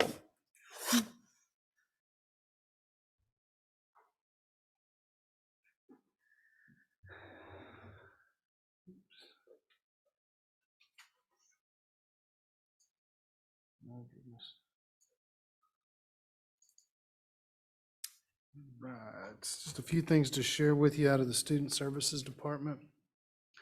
I have a lot of folks emailing and even approaching when I see them out at events when our registration is going to open for transportation. So we do have a timeline, even though we won't be able to share with them in stone what our fees will be quite yet. But we are going to open up registration for bus transportation for the 23-24 school year on June 12th. And we will, of course, I know, be talking about what those bus fees will be in the next coming weeks, so we can communicate that to our community as that comes.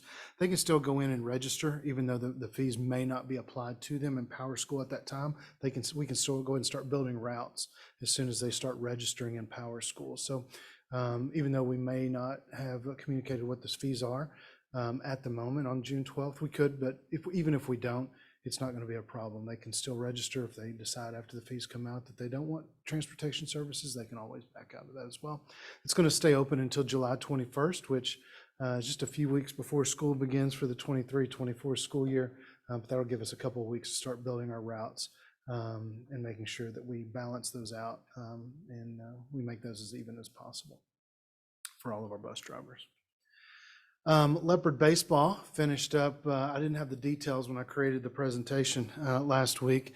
And it's not the news that I would like to share, but they finished up their baseball season over the weekend in the regional quarterfinals. And that really wraps up our UIL competitions for the year for fine arts, for athletics. Mr. Owens, I know you like sharing our successes during graduation. I'm very, very happy to tell you that that's going to be a long list to share this year at graduation. So you might want to have 2 bottles of water up there instead of 1. So there's a lot of successes that we've had.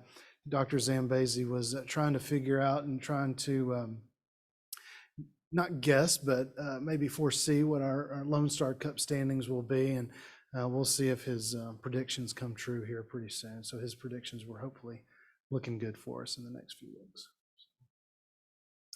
Finally, the Majestics got some really, really cool news. Last week, I believe it was, they were notified and informed that they have been invited to Rome, Italy over the holidays, the upcoming holidays, Christmas holidays, to perform at the New Year's Day parade in Rome. And so they've begun communication with their parents and fundraising. They were invited by a group called the Spirit of America. Everybody knows Spirit of America. You just may not know exactly what they do or have seen them. They actually organize and coordinate. If you watch the Macy's parade, any high school students traveling to there, that's what they do. They coordinate the performances at all of the big parades such as that. And so we were invited by the Spirit of America for our Majestics to perform at the New Year's Day parade. I'm lobbying really hard to make sure that they have good supervision and maybe even somebody such as myself who might need to, that's right. So we'll see how that goes over. But that's all I have to share. Any questions? I'd love to answer those. Thank you.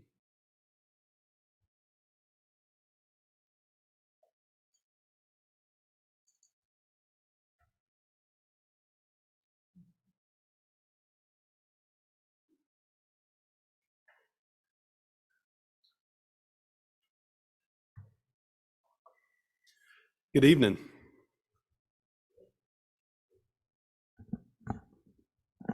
So before I get started, I just wanted to take a moment and thank you guys for the opportunity to serve here in the school district. This is my first official board meeting. So I appreciate the opportunity and look forward to working with you guys and our community moving forward. So I just wanted to say that before we jump in. And welcome Trustee Wheelis. So tonight I'd like to give you a brief update on a couple of areas within our district support services.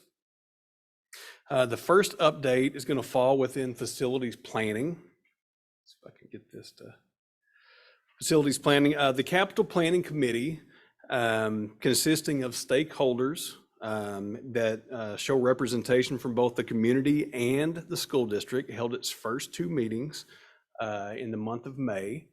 And there's some photos of a couple of those meetings. And within those meetings, our CFO, Thomas Willman, that we've heard from a couple of times tonight, shared some updates to the committee and some general information on both the M&O and I&S, just so that we have a a fundamental understanding moving forward of what that looks like from a finance standpoint. Danny Berger with PBK Architects also presented current state findings that were generated by his team after doing a comprehensive assessment of our Lovejoy ISD facilities. And we will dive in deeper to that as we continue our work in the fall once school resumes. The second update that I have for you guys tonight falls within the scope of our safety and security here in the district. Put those in there.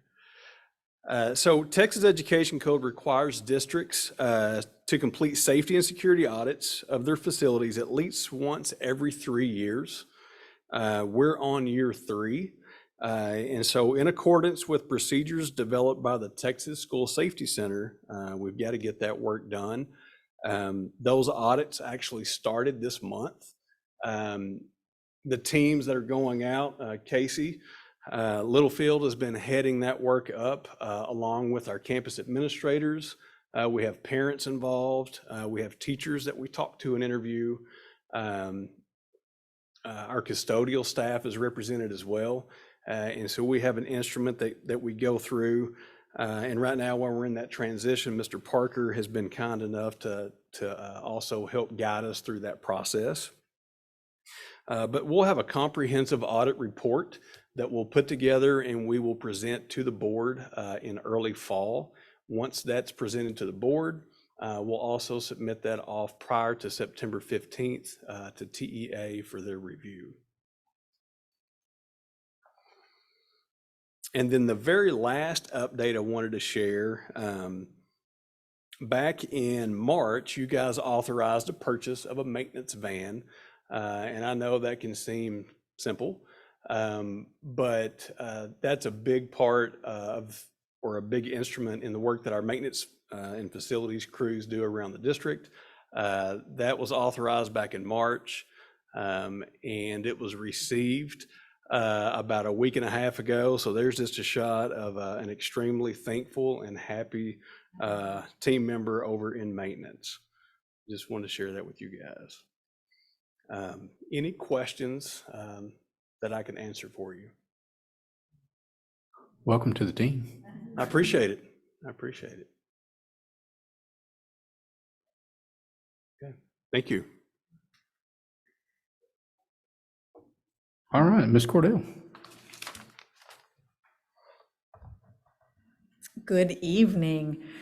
It has been a busy couple of weeks as we approach the end of the school year. I can't believe that today is our last Monday of the school year and that we have graduation on Saturday. We are finishing strong and fun. On Friday, I don't know that I was in so many different student opportunities and activities. I don't think I've been to that many events in one day. We had senior signing, we had senior tailgate, we had our orchestra banquet, we had a baseball game. It was a wonderful, wonderful day. And we had a hailstorm. It was busy. So we have absolutely been enjoying ourselves and celebrating all the remarkable accomplishments of our students this school year, with the great support and guidance of our phenomenal educators. It is only a little after 9 o'clock, which is very unusual for our May board meetings, because normally at the beginning of our May board meetings, we are having a ton of celebrations.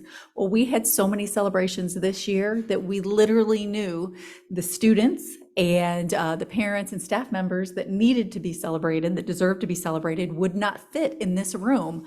And so our board of trustees and our leadership has been celebrating people since about 5 o'clock today, and it's been absolutely wonderful. We had a PTO service reception that was put on by our PTO, who, as you all know, are incredible, impactful volunteers in our schools and really lead through love and service. And they recognize the people doing this incredible work. They recognize other people within our school district, both staff and parents, who are also loving our kids and our team through these acts of service and volunteerism. And we were so grateful to have that opportunity to really celebrate our Lovejoy culture. And then we also had a student recognition this evening where we recognized so many robotics students for getting to participate in Globals. And I had the opportunity to go to Globals competition for the first time this year because it was in Dallas when our students were there. I can tell you I was completely overwhelmed because I had no idea it would be so massive. It was absolutely incredible. I've never seen anything like it. Took me a while to orient myself. We had so many robotics students recognize that we actually had to have them up on risers to take their picture this evening, which is remarkable. We celebrated our academic UIL state students, our boys track members that went to state, our girls track who went to state and medaled in multiple races and were the state runner-up, as well as our girls golf team that has made school history in being our first golf team to ever make it to the state championship. So kudos and extended gratitude to our coaches and teachers and directors who work so diligently with those students and give of such personal time to support their successes. And well done, students. We have a lot to celebrate, as Mr. Parker said earlier. I hope Mr. Owens is prepared. The list is extensive, and we're just so excited about the work and the growth all of our students have had this school year.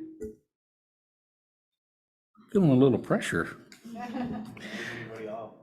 I know. I did that one time. All right, item 21, public comments related to non-agenda items.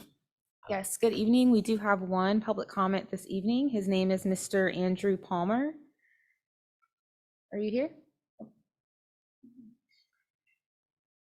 And before we get started here, I will read just a quick note regarding public comment. Before you get started, just keep in mind you do have 3 minutes to speak. And so if you don't mind, I'm just going to go ahead and just read our procedures in case you haven't already. The Board of Trustees encourages public comment. All public comment at a meeting other than a regular scheduled meeting should be limited to agenda items posted for the meeting. In this case, it's a non-agenda item. By signing up to provide public comment at a board meeting, you're acknowledging and accepting the procedures for public comment available online at lovejoysd.net. Any individual seeking to speak during the public comment session of a regular board meeting must complete and submit the public comment card no later than 15 minutes prior to the designated start time of the meeting, and truthful information must designate whether the speaker is speaking on specific agenda items, which it does. Failure to designate an agenda item relevant to the speaker's comments will result to the classification of the public comment as a non-agenda item comment to be heard at a later time in the meeting. Public comment cards are only applicable to the meeting in which they are completed and submitted by the established deadline. Each individual will have one opportunity per meeting to share their comments of the Board of Trustees, not multiple opportunities per individual agenda items. If a speaker is not present when his or her name is called, 3 minutes will forfeit speaking the opportunity to the meeting. The presiding officer reserves the right to reduce the number of minutes per speaker to no less than 1 minute per speaker in order to obtain effective meeting management. The speakers will be recognized in the order in which each person signs up. In this case, we just have one. If time does not allow for you to speak at a public comment, the Board of Trustees may allot additional time for comment or defer specific agenda items to review a subsequent meeting. If you have a specific concern related to an employee of the district or a specific student issue, you are encouraged to utilize the district's grievance procedures provided in board policies, DGBA local, FNG local, and GF local, or applicable grievance process. Disruptive behavior will not be tolerated in the meeting. If after the provision of a single warning, the disruptive behavior continues, disruptive individual may be escorted, which I do not think that we'll have that problem. So we'll go ahead and start now.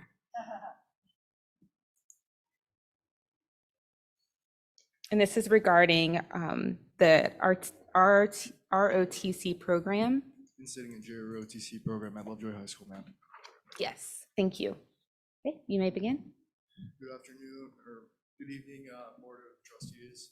My presentation or proposal is that we set up a ROTC program at Lovejoy High School. A ROTC program is a Junior Reserve Officer Training Corps.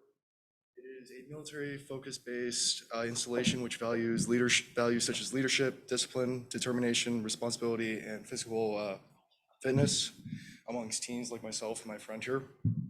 It is described by the Department of Defense as a program that prepares high schoolers, students to take on leadership roles, making them more aware of their rights, responsibilities, and privileges as American citizens. And these programs can be found all over high schools throughout the US, and they're actually growing to be more common throughout many high schools. First off, why I believe Lovejoy should have a JROTC. It is an extremely just great program to have, especially for students who are interested in possible military or occupations. Sorry, excuse me. But such abilities can help student, or such advancements or abilities that students will gain through this is leadership, discipline, selfless service, community service, teamwork, confidence, respect, and a different form of education that they may not have in their everyday classes. Being in JROTC and similar programs can give a different kind of education, as I stated, giving them more hands-on and also with hands-on education with military drill and ceremony, team bonding activities, and physical fitness. When it comes down to which branch of a JROTC you prefer, there are four main ones, being Navy, Marine Corps, Army, and Air Force. All of these are a little different, but hold a very similar values and mission. Starting off with Marine Corps JROTC, their mission is to develop character and citizenship in young Americans. They want to give students an appreciation for their origin and advancements and responsibility of citizenship, that promote in students the understanding for the need of application of national security, a sense of pride and discipline, and and an understanding of leadership and leadership skills and the advantages of citizenship.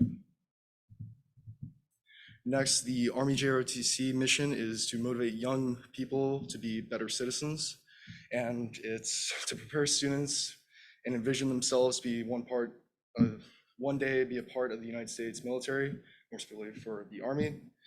With this program, students will be given certain disciplines that will be applied throughout different areas in their learning and growth. Not only will be certain teachings be given to them, the program to become functional and better individuals in the community that they inhabit. Next is the Air Force JROTC. This mission has more than 850 Air Force JROTCs in high schools throughout the US. Wide, there is more than 85,000 high school cadets in these programs, and more than 1,600 retired US Air Force instructors who lead, mentor, and guide the students throughout their high school careers, and that is also global as well. The Air Force JROTC program is grounded in the Air Force core values such as integrity first, service before self, and excellence in all we do. Lastly, we have Navy JROTC.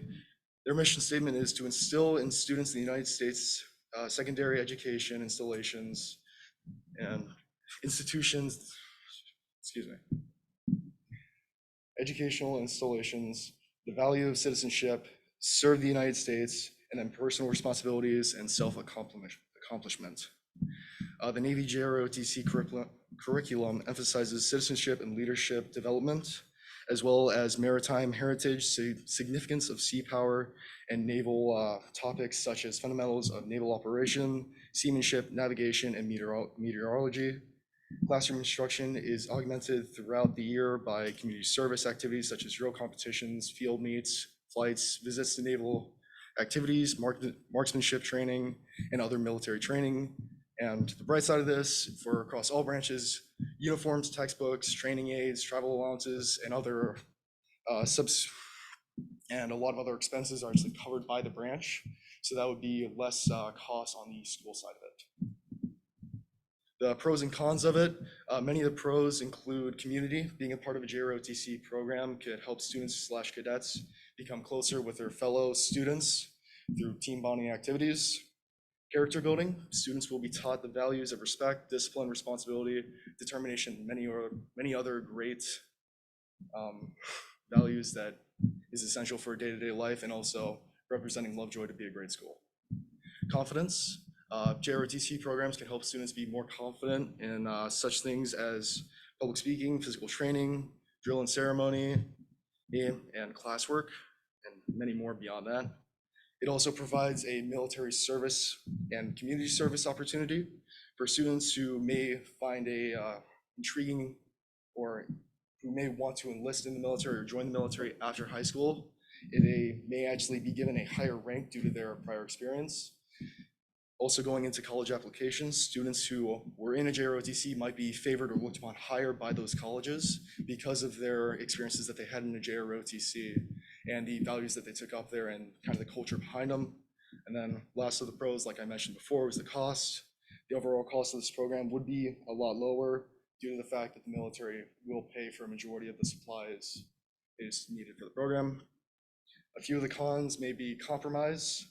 A lot of the students will have to manage their time more, and they may have less freedoms that they will sacrifice in order to be in the JROTC program and properly represent it. And then lastly is responsibilities, which could be thrown either way, is students in this kind of program will be held to a higher standard to represent the culture of a JROTC and the military that's representing along with the school, which to be honest, I think is a great thing to be, because if you're held at a higher standard, that's going to portray a lot, just a great culture, and more people are going to want to join it and be like you. If you are held to higher standards, you present a great culture.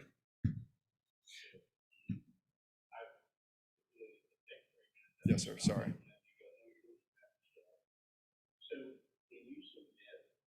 My presentation, yes, sir. Yes, sir.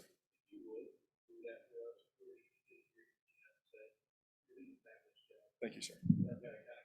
I understand, yeah. I understand, sir. Thank you. Thank you. Yes, sir. I will. Yes, sir.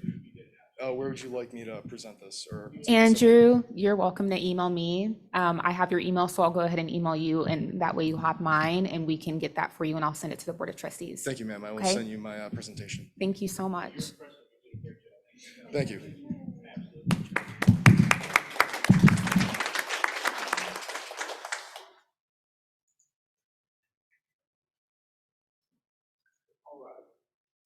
No announcements tonight?